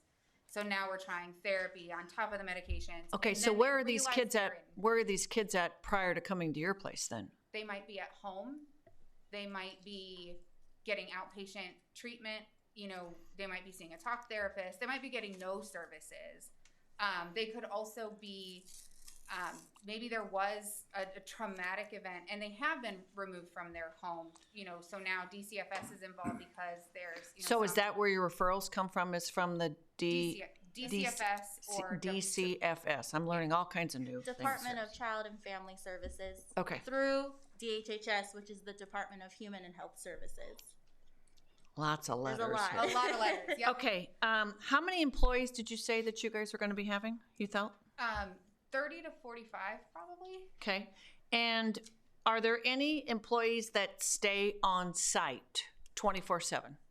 No, not one person. So like I would never be there 24 hours a day, but it is staffed 24 hours a day. But people aren't working 24 hours. Oh, I understand. But what I'm saying is there are employees there Yes, so there Third would shift, be, first shift, second shift, that type of stuff. There would be nursing on site 24 hours a day. So a registered nurse, an LPN, a nurse of some sort would be there 24 hours a day. You would have DSPs or your direct support professionals there 24 hours a day. And then kind of a shared responsibility across your case managers and your therapists to cover. So how many employees at night per kids? So if you're full with 16 kids in this, how many employees would you have there after everybody else has gone home? Sleeping time, probably 8. Okay, so about 2 to 1, 2 patients to Probably 1 employee. During sleeping times, yes. Okay. And then that ratio would really flip during awake hours. You would have more staff. Of course. Then. Have you guys done a hotel conversion before? Not that I know of. Doesn't mean it hasn't happened. Right. But stuff has But a lot of what has been the buildings that you've typically taken on? Because you said it hasn't been a residential house, it's been something. What have the other buildings been in other areas? So for PRTFs, we're working on a frat house right now. What did you have in Lincoln? What was Lincoln before? It was a frat house before, and now it's this? Yeah. So the home that's open in Lincoln is a residential. It's a more of a SILA, community integrated living arrangement. And so that one is a residential home for 5 individuals. That's the one that's open and that we have, we're serving individuals in right now. The PRTF that we're working on opening is a frat house. Okay. Connected to an old Victorian house. And then the other PRTFs that the organization has are in other states, and I can't speak to exactly what they were before. Okay, so if these kids didn't have your location, what typically happens with them? They would be sent out of state. No, I'm not saying, what I'm saying is your corporation doesn't exist, hypothetically. Where do these kids go? They don't have your choice. Where do they go? Yep, they would be sent out of state to some other. I mean, there are a number of providers that do this service, so they would be sent out of state to a different provider out of state. They might also be sent to hospital units, ER units, and sometimes if they can't get therapeutic services, they wind up in jail. And not necessarily because they've committed a crime, but they don't know what else to do with them. So you said we don't have any other options in Nebraska? The PRTFs are not in Nebraska, and Nebraska is actually in the process of closing most of the ICFs, which are intermediate care facilities. Thank you. Again, too many letters. And so those are some of the more intensive service options. But most ICFs, if you kind of look historical, most ICFs have been institutional looking, giant in size. And so states across the nation, it's not just Nebraska, are closing their ICF facilities, encouraging providers to open small ICFs, like the one that we're considering in Lincoln would be in a house. So it'd only have 5 or 6 individuals there, but with more acute needs. But without providers who are willing to open those facilities, they just wind up in, whatever crisis response they happen to have. So a lot of families take their kids to the ER. A lot of families call the police on their kids because they don't know what to do. Yeah. So is it also drug and alcohol abuse in this area? Or is it mostly emotional? This would be mostly emotional, mental health, behavioral disorders. Okay. Some of our other facilities do address substance abuse and pervasive mental health. So it might be where the parents don't know what to do, so they take the kid to the ER. ER knows to call DHS, yep. Some letters, and then they say, "Oh, we have somebody that we can." Yes. And that would be like you guys. Okay. Yep. Have you worked with I3 before? The developer? I'm thinking. I have not, but I believe BroadStep has worked with I3 for projects outside of the state of Nebraska. Okay. Is there a representative from I3 here? Not here today, no. Okay. So questions I would have for them is if they've met with the neighbors Because I think as that was recommended, that might be a really good move because there's, as you can tell, there's a lot of questions and concern about this. Yep. And then I3 will continue to own the property. So if there are issues, let's say something goes sideways, it's the city or whoever has to contact I3, correct? Yeah, I3 would be the owner of the building leased to Broadstep for the duration. And where of is it. I3 located? Do we know? I can tell you if I give No, me I a mean, moment to are they look. in Nebraska or are they in? I do not believe they are in Nebraska. I believe they are in North Carolina, but Okay. I can verify that for Okay. you real quick. And then. They are in South Carolina, according to the application. Oh, good, thank you. And then, so is I3 the one that goes out and looks for the properties? I know the state wants this to happen, but are they the ones that look for vacant properties? I mean, is that how they start their search? I mean, trying to figure out how the property was identified because a bowling alley and a motel are like two opposite ends of this. Yeah, so they've gone out together with Broadstep. So I haven't been at Broadstep for that long, so I wasn't involved in the earliest side of this process, but our chief clinical officer was. So he was the one that was going out with I3 to look at properties. In the other states, it has been the state director in that state that has gone out with I3 to look for the properties. So neither one of us was directly involved in that process, but there was someone from Broadstep and I3 driving around looking for available properties together. Okay, and we don't have any drawings or anything like that because they don't want to go that far until they can figure out if we've changed the zoning or helped them out with this part. Is that correct? Correct. I3 has not requested any kind of a pre-application meeting with staff or provided any building plans or specifications. They Is that haven't gone. typical when people are doing something like this? Depends on the developer. It's totally up to them to make that request as far as a pre-application meeting. When we did the initial review of the zoning, of course, chief building official, fire, those individuals flagged the fact that there would be an occupancy changes, which would kick in code requirements. So I3 is familiar with that. So they know when they go in that they're going to have to do certain things to update that building to meet existing codes. Okay, is this the best use for that property? In my opinion, no. Okay. Thank you. Yep, Bree.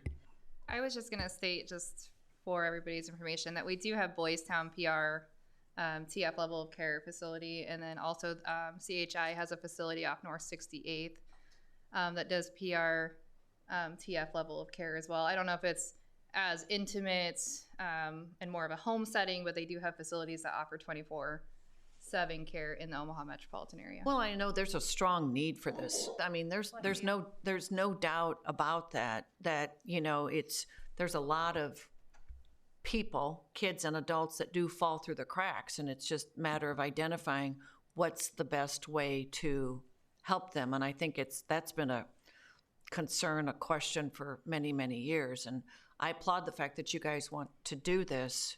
It's just a lot of questions about it because it's something new in our area. Yeah. So thank you for your time. Absolutely. Councilman Burns. I know we're not voting on this tonight, and I hope it's not too much. It would be really helpful to kind of get an idea of what you guys are really imagining. So, I mean, as far as like conceptual design and what this is really going to possibly look like, or if there are some existing properties and we know what that kind of looks like. I don't know. I mean, I'm picturing what's there now, and then I'm trying to picture your guys' facility and how it'll turn out based on what you're saying. So I know personally, like, that would help me make a decision as we get closer to, Maybe I can help with that. Yeah. I've had enough conversations probably with I3. When they were looking at site selections, they're primarily looking for properties that already had existing structures. They weren't particularly interested in starting from the ground up. So I think with this particular building, they would make some aesthetic changes to the outside, but it wouldn't drastically change what you see now. So to Mr. Cook's point earlier, what I3 has kind of described is obviously for this kind of facility, they can't have exterior doors that open outside, right? So there's an overhang on the building. What they would do, and I don't know if you can see the overhang that well from these pictures, what they would do is essentially enclose coming down off that overhang and create a hallway. So there'd be interior doors instead of exterior doors. So you're going to see some facade changes.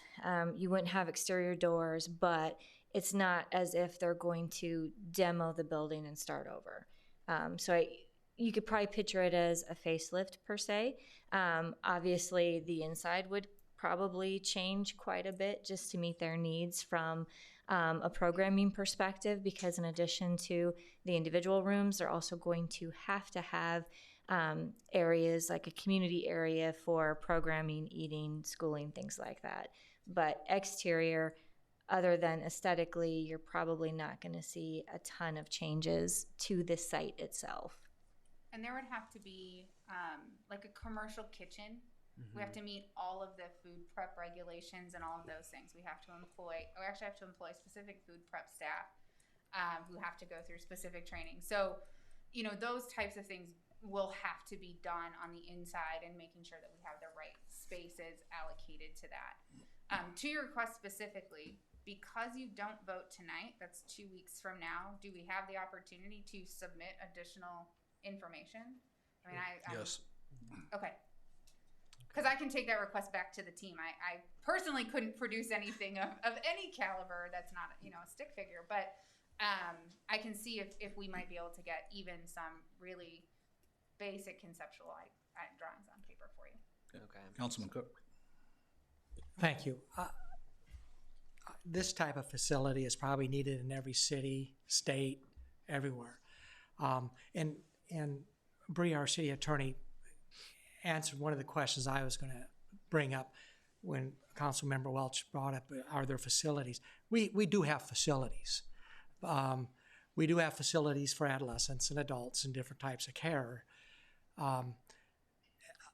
So I think there's not enough of them for everybody. It's like everything. And a lot of this funding goes through, if you don't have probably some medical insurance, it probably is funding through a Medicaid or a Medicare type situation. So I think every community in the United States is probably in the same shoes as everybody else needing these types of facilities.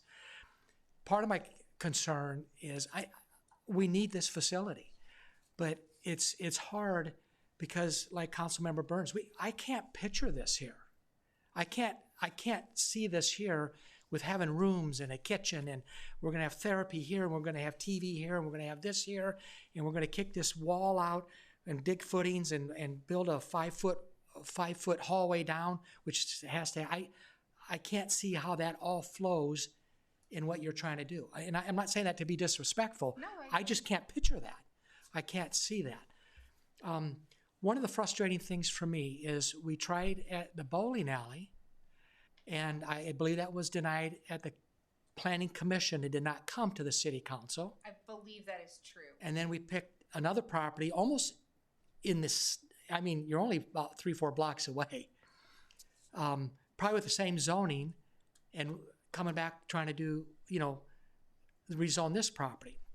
And one of the things when I was talking on the phone was I reached out and I said, has I3 or anybody reached out to our planning manager, who is Tammy Palm, to the Bellevue Chamber of Commerce, to the Sarpy County Chamber of Commerce, to different organizations that are already here? And the answer was no. And I just don't see where everybody's out of town that why you would not come here. Maybe the process would have been easier for everybody. I'm still having the same issues as I am at the bowling alley, and I actually think this site is even a worse issue or location. So I think Bellevue, Omaha, Papillion, I think everybody has zoning that would allow this. It would be a matter of probably I3 taking the time and meeting the officials from the. I'm not saying there's nothing with me saying move this to another neighborhood or another town. I'm not about that. I have a problem with this location, and I don't think I-3 is making a sincere attempt to come to our community and say, you know what, we want to be in this community, and we want to melt into this community and provide a real good service. Because I think they would have looked at sites that maybe are already zoned, and maybe we don't find anything that's available. I don't know if we got a lot of locations or not that would maybe fit this criteria, but the I-3 is in North or South Carolina. I can't remember where you said you're from, Louisiana or? I'm in Illinois. Illinois. I mean, we got people that are coming here, and we're having trouble. I'm not going through this process very comfortable, because I don't think I'm getting a lot of questions answered and issues addressed. That is a highway out in front of that building. It used to be a highway. It's 6-lane, no sidewalk. Now you got a kid that says, I want to go somewhere. What happens? I mean, stuff like that is my concern. And I know you say in other communities, the zoning would be completely different. Well, for some reason, we've zoned it this way. And I just think it could have been better done by I-3 from the very beginning on trying to locate you a location in our community. And I don't think we're getting answers, good answers. Well, I don't think we're getting good, complete answers to some of the questions that we're asking, because we don't know. I mean, I'm not trying to be negative and stop the process, but it's a situation where I'm sitting here and I'm not any more comfortable than when we started here, thinking, okay, I understand how this is going to work. This is going to be smooth. Let's go ahead and do it. I'm not getting that feeling yet. And I think a lot of it is maybe I-3 should have been here to help us go through this. Maybe someone that here's an engineering plan of what we think it'll look like, and help us stumble through that. That's very valid feedback. I-3 is not here. They can't speak for themselves. I will tell you that I-3 is not involved in the operations of this facility. So if you're not getting answers about how we're going to keep people inside the building, that's not on I-3. That's on me not giving thorough enough answers. I just mean maybe have looked at other sites. That's what the big thing here is the site, the location for me. And I think maybe I-3, maybe that could have been addressed by reaching out to our community, people that we already have, businesses and people that we already have here. Sure. And maybe could have directed you somewhere else that maybe we already be zoned for that, we wouldn't even be here. Maybe, although I personally am very hesitant to say that we would find anything zoned as residential that would be the bones of what we And I don't know the answer to that either. But it's hard for me to ask questions when I think there was 4 or 5 people on the phone with my conversation, I-3 and from Broadstep, and no one has reached out to anybody in this community. In the sense of planning commission, planning departments, Chamber of Commerce, and other groups that are very familiar with our community that could have probably been very helpful. I have a couple questions, a couple comments. Tammy, can you point out an RG20 zoning in Bellevue that everybody is kind of familiar with? I wanted to address the zoning. So RG20 is technically a general residential zoning, but it's a zoning that's intended to permit high-density development uses that are typical and compatible in the operation of multifamily apartment homes or multifamily residential. RG20 in Bellevue is where we have hospitals, sanitariums, rest homes, nursing homes, convalescent homes, other similar institutions as a permitted use. So we do not lump those in a commercial zoning, but it is in an RG20. So Bellevue Medical Center, that's an RG20 zoning district. Most of our multifamily residential properties are in RG20 zoning district. Our nursing homes, our senior residences, all those are in RG20 zoning districts. So there is zoning that this would work in around the city. There's quite a bit of zoning. It's hard for me to say that. Is it available?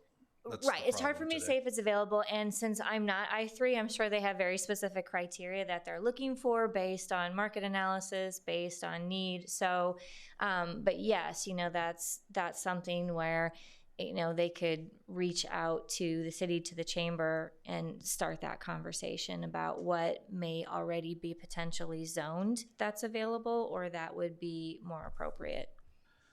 I a couple comments. I've always been, the council's heard 100 times, we have a limited amount of commercial spaces in Bellevue. Our hands are tied with locations, so we're protecting those commercial zonings as well as we can. So there's some hesitation there on my part as to why we would change it to a residential zoning. You guys fail at your business operation. I3 puts more residences in there, so that's one of my concerns.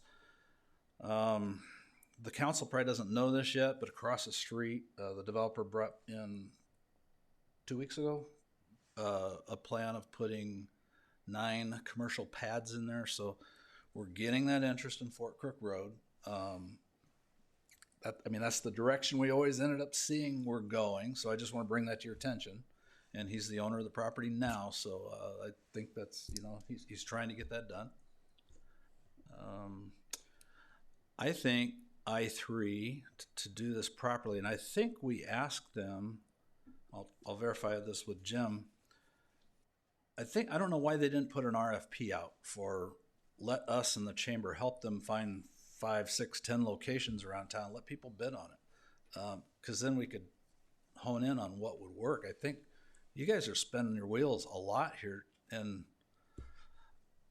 like Paul said, I don't see any difference between the bowling alley and this property. It's same zoning, it's close to each other, and their properties we're trying to protect. So anyway, I just want to get those statements out there. And Jim, could you verify that? That's accurate, because after the incident with the bowling alley, it wasn't the opposition of what you were looking to do, it's finding a site. So we did ask them for an RFP, and that just went quiet on us. And then they came back with this site, and again, we said that this would be difficult for you to roll through this, but if you give us an RFP, Mark and I would spend the day looking for sites that would fit what meets your needs.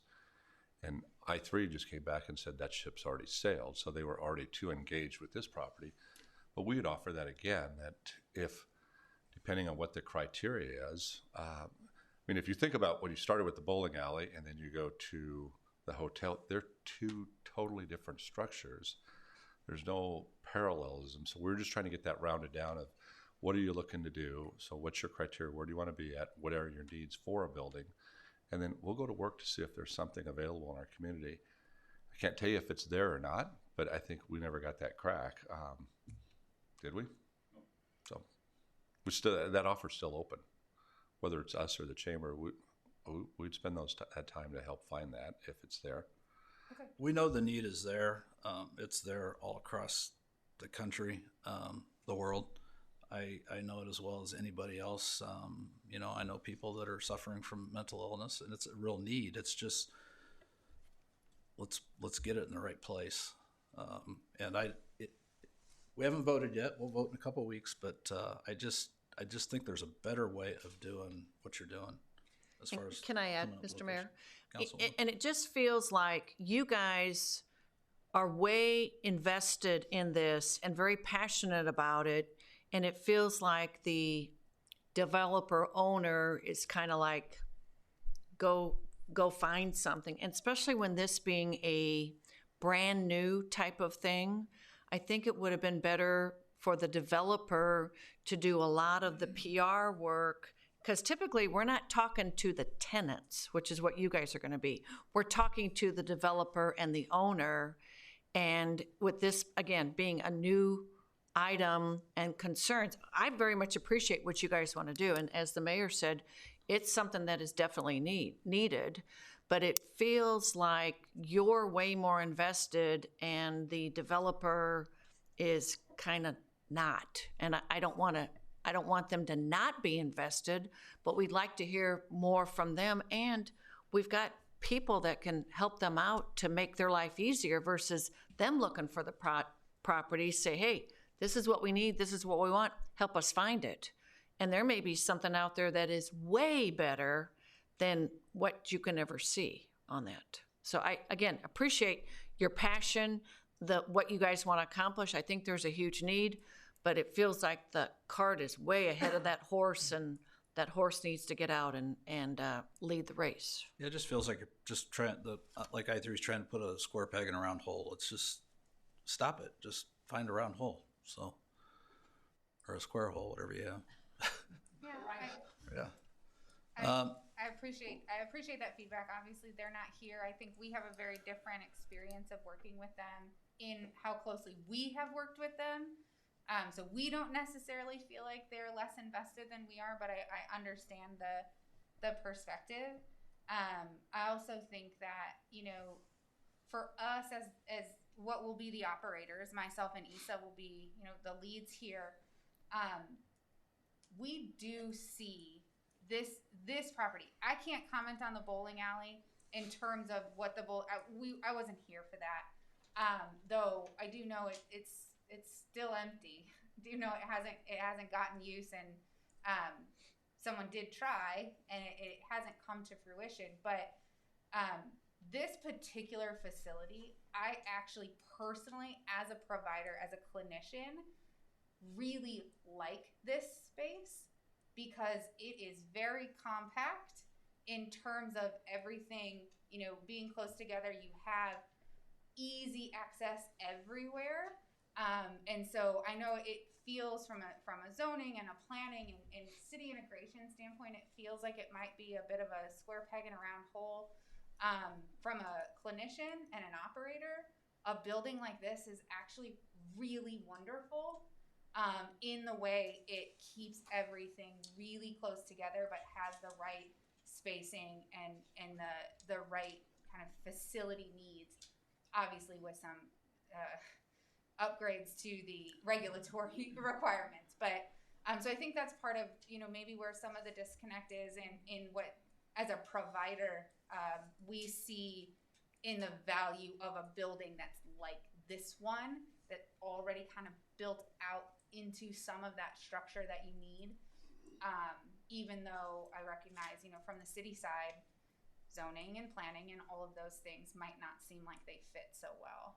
And so I think that's part of where I3, I feel very supported by I3, but I cannot fully understand, particularly if you've given them recommendations that they didn't then follow through on, why that feels like they aren't as invested in successfully working with the city of Bellevue. Okay. Thank you. I've got a public hearing open, so I'm going to let you take a break. You've been standing for an hour. Thank you. Stay close. And is there anybody else in the audience that would like to speak regarding 12C? Please come forward. Hello, everyone. My name is Melvin Melendez. I'm at 12714 South 77th Street and Papillion. I'm the real estate agent representing the owners of this property, and I might be able to answer some of the questions in regards why this property, because I was there when they came and visit. So I heard they say that their funding comes from the federal government, and there's something special about this property because it's 16 rooms. So they probably don't know that, but I was there when they were like super excited about this. The size of the land as well, 1.87 acres, I believe. And another thing I wanted to say is that the owners also own the residential lot. I don't know if you can put the picture back. They recently contacted me to acquire that property as well, and either convert to commercial or, you know, whatever they're trying to do. What else I was gonna say? The bowling alley. Why that one and not this one?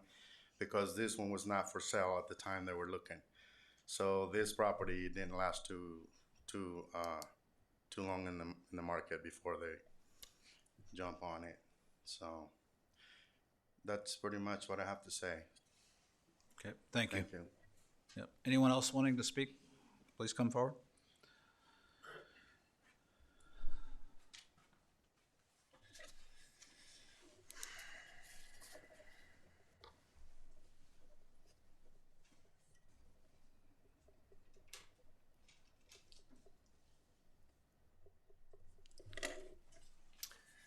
My name is Marty Giff. I represent GCC Fort Crook Limited Partnership, which is a entity that owns a roughly 30,000 square foot office warehouse immediately to the north of the property that you've been discussing all day. So I have concerns just because of our existing investment and use of that particular property, and how a change of zoning for the property in question might impact the use of our property in the neighborhood. So I guess one of the things, I've sat here and listened to a lot, and you guys heard a lot already, so you don't need to hear a lot more. So, but the whole issue here is not about adolescent care and everything. This is all about a rezoning. Okay, we're talking about rezoning this to RG20, is that right? Which is an apartment, use for the most part. I'm in commercial real estate. I see a lot of deals that come together like this and then they fall apart and go away. And all of a sudden, if we were to pass this to an RG20 zoning, all of a sudden we got a lot here that's got apartment zoning on it.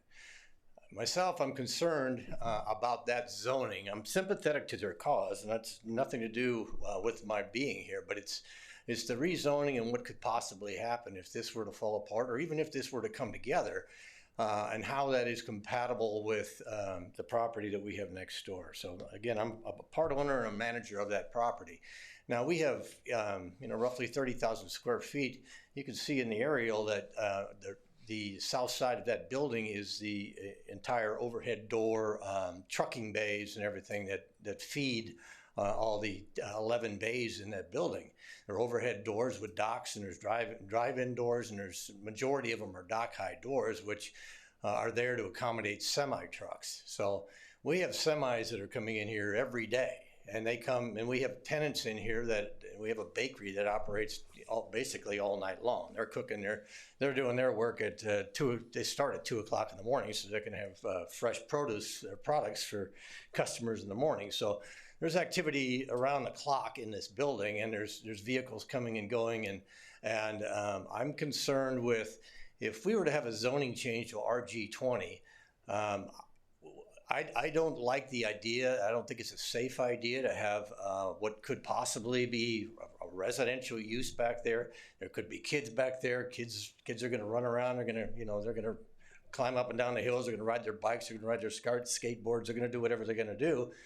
And it's not a safe environment when you've got truck drivers that are backing up 53-foot semis. And this is you can see it's a couple feet away from the perimeter, the outside perimeter of this building. And so that's certainly not safe. We do have to keep our property well lit for security reasons. So there's 24-hour full lighting back there. That certainly could be detrimental to anybody with a residential use adjacent to it. Also, trucks coming and going and the noise with them, that's certainly detrimental to having adjacent to call it an apartment. And if we have, I don't know how many apartments we could fit in here, but I'm theorizing that there could be quite a few. And if that were the case, when are they going to start complaining about the lights are too bright and the noise is too much and the trash cans are being banged around and all that kind of stuff? Because it's not a conducive use next to a residential use like that is not conducive next to a warehousing facility. It's not safe. It's not appropriate in my opinion. A couple of the other things I want to speak of real quickly is, first of all, is that I think you're all aware of the Fort Crook redevelopment plan. That is not shown. This is supposed to be a neighborhood activity center in this area, and this site specifically. This type of use, I don't believe, is what the intent of that plan was. And I think you should focus on what your plan was and what your future land use plan suggests.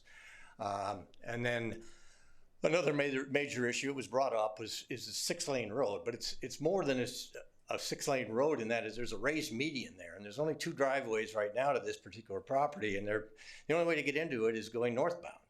And if you pull the slide just to the south a little bit, no, the other way, Tammy, a little bit more up to the Thurston Circle intersection right there, you could see when we built this development, we put in Thurston Circle. We built Thurston Circle, and we had these buildings built. That intersection at Thurston Circle, if you're going northbound on Fort Crook Road, that's illegal to make a U-turn. You can't make a U-turn right there in the intersection and go north. And you're supposed to go into Thurston Circle, turn your vehicle around over there, and then come back out. Well, I can tell you, my office is in this building. People make illegal U-turns there all day long. And the ones that don't do it illegally, they go through my parking lot. They go in my south driveway, drive through my parking lot, come out my north driveway, and then make the turnaround to go south on Fort Crook. So I'm pretty confident of when I state that probably 90% of the people that are leaving the what is now the motel, and even actually some of the residential properties to the south and the hotel to the south. Anybody that's coming from Fort Crook Road, once they're north of the Fort Crook intersection, they come up here and they're making that turn. And if they want to go south, 90% of those people are doing it illegally or going through my property, and that's not acceptable to us. I mean, we have again, I tell you, we have a bakery out in front. We have kids, we have older residents that are coming in to get pastries and stuff, and any time of the day, and the kids are running out with boxes with cookies and cupcakes in their hands and stuff, and they're not paying attention to what's going on. And traffic going through that our parking lot as a way to legally turn around is not right. I mean, I've contemplated even putting a gate up there and closing our driveway off to stop it because of the safety concerns. So I think that you have to really look at what we're talking about here with the change of zoning and what it could really turn into. If this plan didn't come together and it was multifamily, it could be way more traffic. And even the traffic that they're talking, I heard 45 employees and 16 residents, and the reason that we're doing this is so that we can be close to family and friends, and that's all great and wonderful, but that all adds up to, who knows, 50, 60 cars a day. I really don't know where they're going to park. I really don't know how those 50, 60 cars a day that are coming and go from this place are going to maneuver this intersection correctly without going through my property or doing it illegally. So that's probably all I need to say. I don't like the idea. I like the concept in the community. I just don't think this is the right location for it. So I'd answer any questions if anybody has any. All questioned out. Thank you. Anybody else want to speak regarding 12C? Please come forward. Seeing nobody, I will close the public hearing. And that third reading and vote will be February 15th this year, 2022 at 6 p.m. 12D, ordinance number 4075. Repealing section 20-2 of City Code regarding sale of cigarettes, tobacco, etc. products to, I got cut off there. Minors. To minors. Susan, would you read that ordinance, please? Ordinance number 4075, an ordinance to repeal section 20-2 of Article 1, Chapter 20 of the Bellevue Municipal Code regarding furnishing cigarettes, tobacco, etc. to minors and to provide an effective date. Thank you. I'll open up 12D for public hearing. If there's anybody here wanting to speak regarding ordinance number 4075, please come forward. Anybody want to speak regarding ordinance number 4075, please come forward. Seeing nobody, I will close the public hearing. Councilman Preister. Thank you, Mayor. I would just ask Ms. Robbins if she would comment on this. I've gotten a couple of calls from advocates of youth who see us as just eliminating our restriction on sale of tobacco, but there's more to it than that. So if we could maybe get that explanation, please. Yeah, I appreciate the opportunity. Thank you. It was brought to our attention that the current city code was outdated because the legislature changed the age from 18 to 21. So it was suggested that it needed to be changed, which was fair.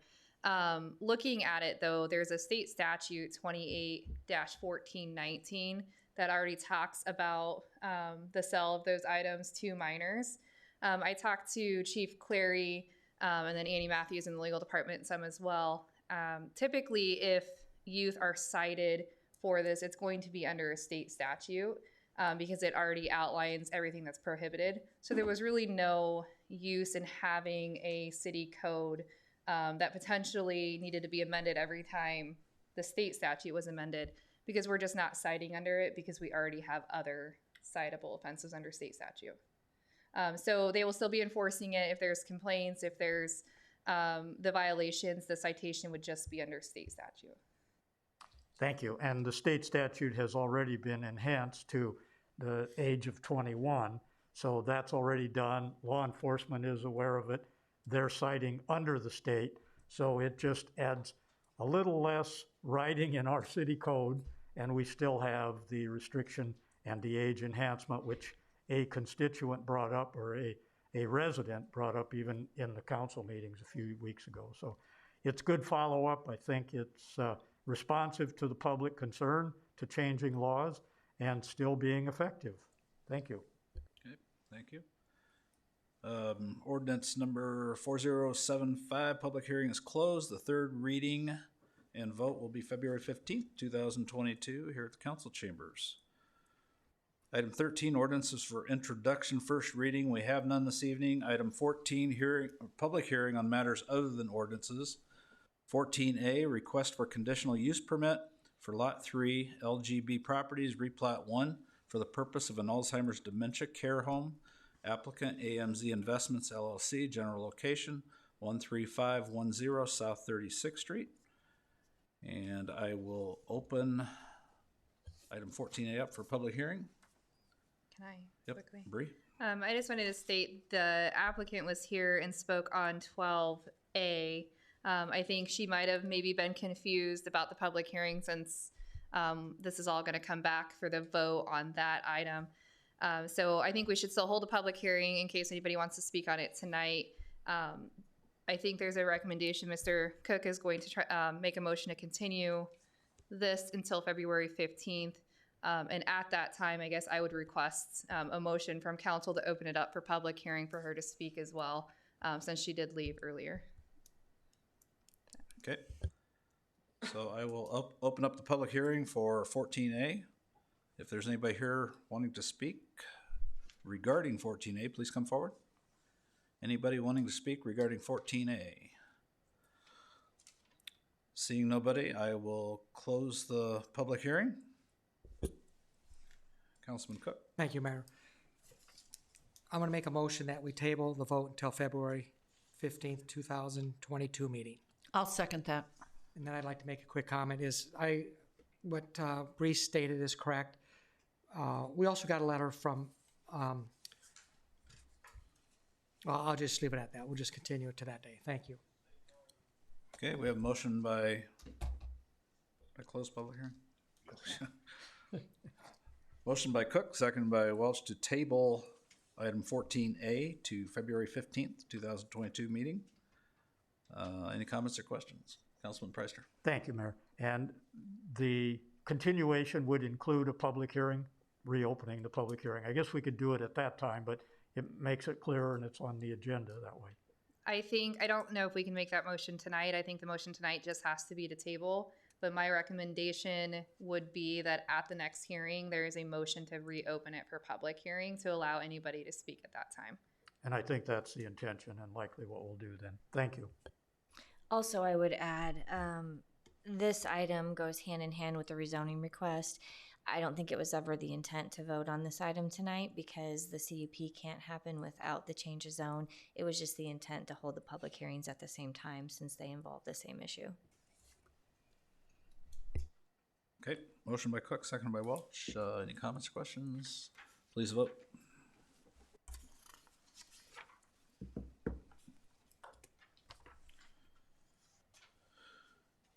All voting yes, motion carries. Thank you. Item 15, resolutions. 15A, resolution 2022-03, a resolution approving the use of ARPA funding for the design cost for a water main extension in the estimated amount of $1,100,000. Do I have a motion? Councilwoman Welch.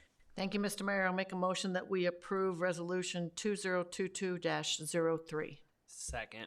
Motion by Welch, seconded by Burns. Any comments or questions? Councilman Preister. Thank you, Mayor. I looked at this and then I remembered when we had a couple of splash pads and we were a little concerned to spend $250,000 for 2 outhouses essentially. And now I see $1 million for a design. And so I'd ask Mr. Clark if he could maybe explain a little bit about what we're getting for $1 million+.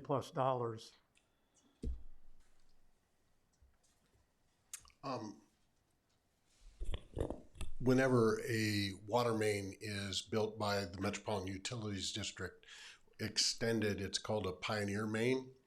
That main is paid for by the individual promoting the development. That includes the design. This particular main, I've been aware of for a long time because of my prior relationship with the Metropolitan Utilities District. And it was always a cost issue for the city of Bellevue to extend this main due to roughly this is going back a few years, $8 million. I think the ARPA funds became available and made this project doable.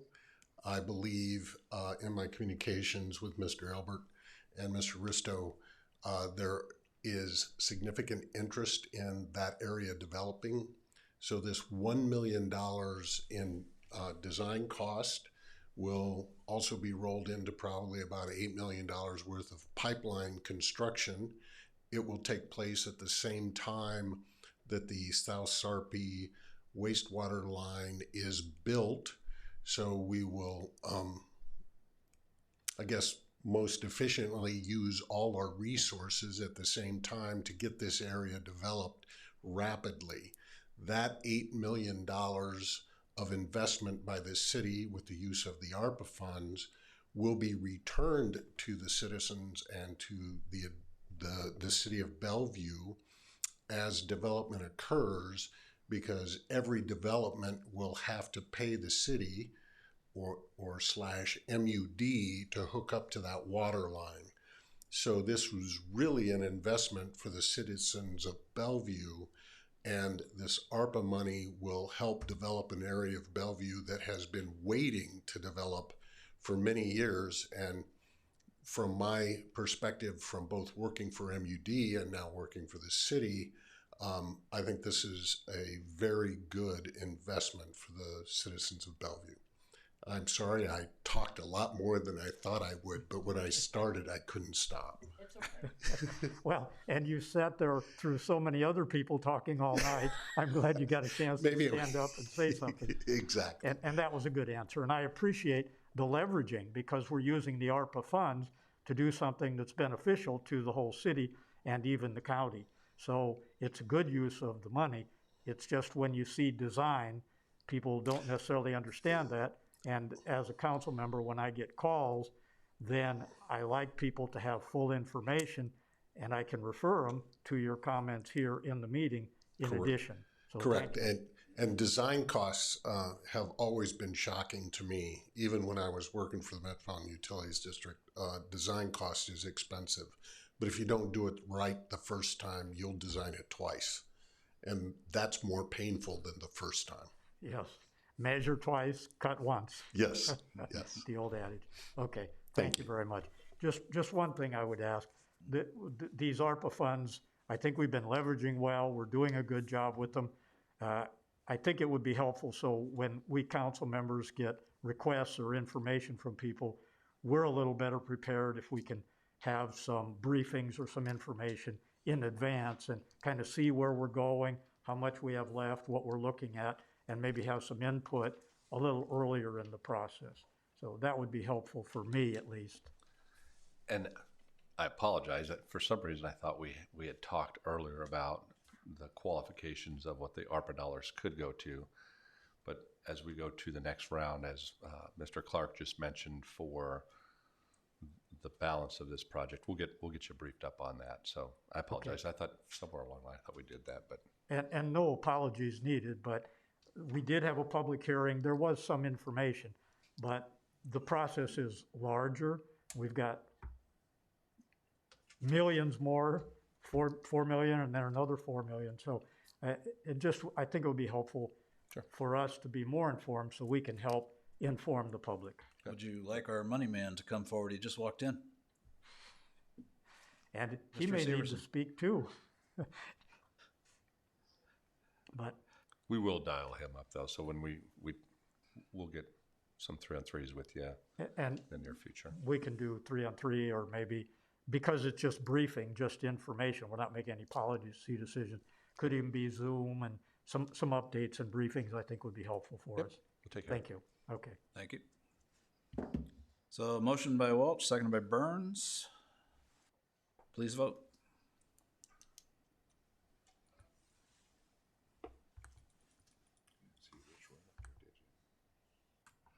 All voting yes, motion carries. Thank you. 15B, resolution number 2022-04, a resolution ordering an election to determine the continuation of the Economic Development Program, which places the continuation of the plan on the May 10th, 2022 ballot. Do I have a motion? Councilman Cook. Thank you, Mayor. I'll make a motion. We approve resolution number 2022-04. I'll second that. Motion by Cook, seconded by Welch. Any comments or questions? Please vote.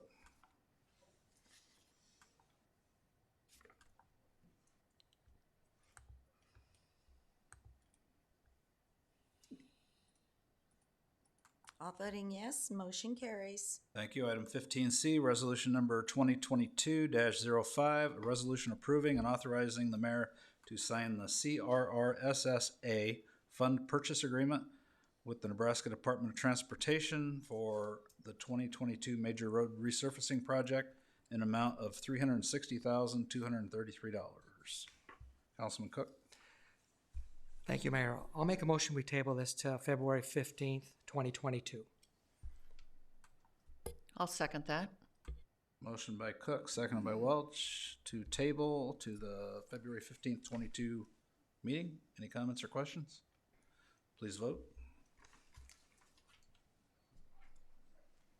Second.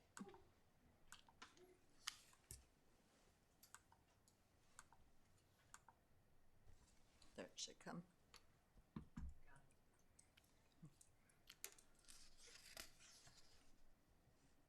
All voting yes, motion carries.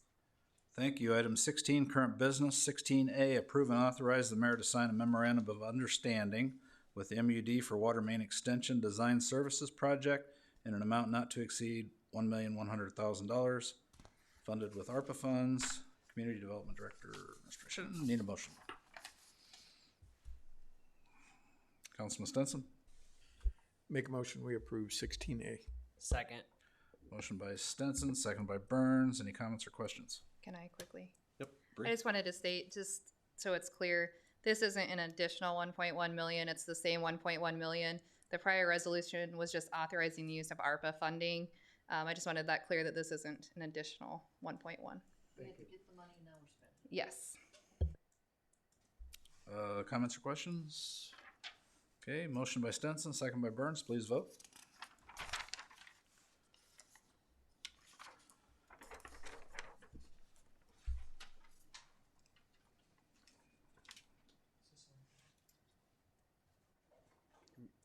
I just, really quick, on the voting, even on the last one, it actually is skipping ahead. So mine says approve and authorize mayor to sign a service agreement with GRP and Associates. So you're on B. So, but it did that for the last vote too. Let me close this out and we'll try it again. Let's go back.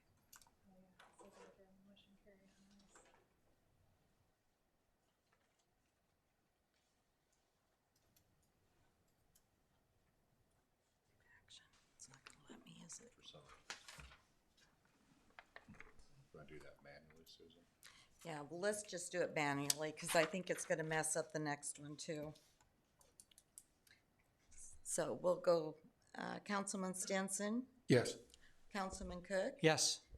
Councilman Preister, Yes. and Councilman Burns. Yes. And Councilwoman Welch. Yes. All voting yes, motion carries. Thank you. Item 16B, approve and authorize mayor to sign a service agreement with GRP and Associates, Inc. for medical waste disposal in an amount not to exceed $180. Do I have a motion? Councilwoman Welch. Thank you, Mr. Mayor. I'll make a motion that we approve 16B and Chief, stop spending so much money. Second. Motion by Welch, seconded by Stinson. Any comments or questions? Please vote. Big spender, Welch.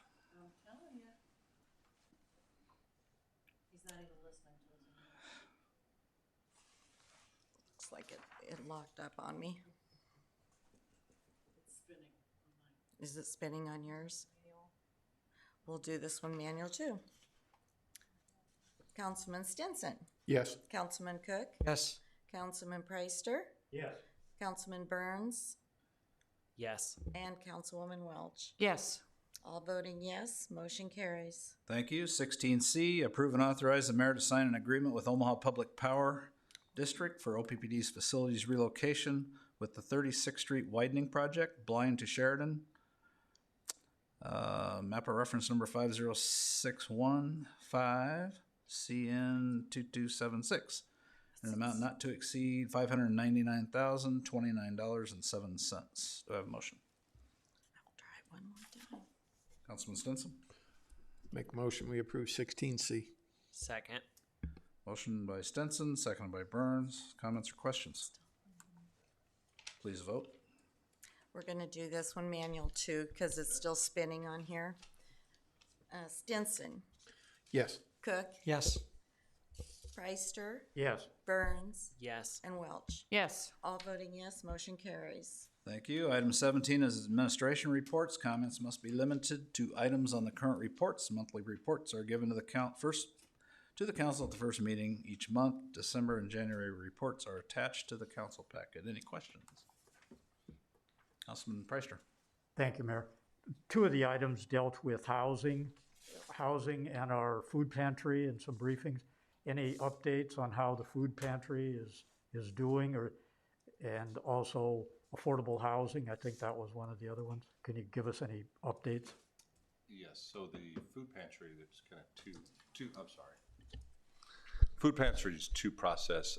One is just part of a committee to help them raise money for, I think they're looking to raise about $2 million for a larger project of what they are. Secondary is the potential to purchase another site to expand their food pantry.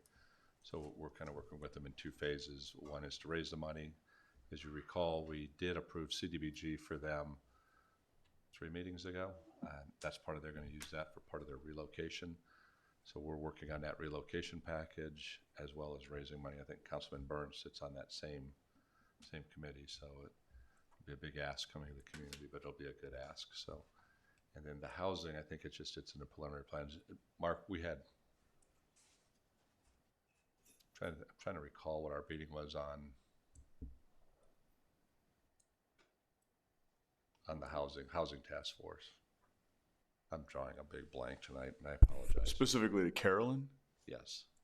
We did meet with her. I met with her on an individual property, specific to Paradise. So I don't think that's what you're talking about. But nonetheless, we did meet with her and the new owner of Paradise on some potential funding that he could be an applicant for.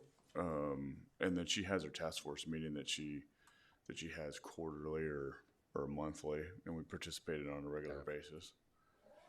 And I apologize. I think there's some things that were passing through the legislation that we were on low to moderate income housing, but it was basically staying on course with where we're going. So if you go back and look at my notes, I apologize. So. Sure, and both are a current topical issue because we need affordable housing, and right now with COVID and other issues, a lot of people needing food too. So, and I think probably both of those qualify in what we can use some of the ARPA funds for too. So maybe another opportunity for some leveraging. Certainly. Good. Okay. Thank you very much. So does that open it up to talk about Paradise? Is affordable housing? Yeah, that's fine. Is there any update on Paradise? I heard out in the community that there's some activity going on. And yeah, they have been doing some cleanup down there. He's in a situation where we have a lien on the property, which he's trying to work through. There is funding, disaster relief funds that are now being made available. He's working through that application process to see if because he would prefer to put manufactured homes on the property as it was before. There may be some challenges with that particular model with the funding that's available, but he is currently working through that with Bellevue Housing, who's kind of walking him through the application process. We spoke to him as recently as this weekend, actually, Sunday. He sent me a message. So she's going to follow up with him this week, and that's kind of where it is right now. So he's kind of in a holding pattern until he finds out if he is eligible with these funds. These funds for him, if it worked out in a perfect world, max would be $2 million with $150,000 per unit, $150,000 per unit. So there is substantial money available if he qualifies for it. So that's where that is today. Okay, thank you. Okay, no other comments or questions? 18, closed session, we have none, and we'll take a motion to adjourn. Councilman Burns. Oh, Councilman Preister beat you to it. Second. A lot of decorum. Motion by Preister, second by Burns to adjourn. Please vote. Stinson, Yes. Cook, Yes. Preister, Yes. Burns, Yes. and Welch. Yes. Thank you. All voting yes. Thank you.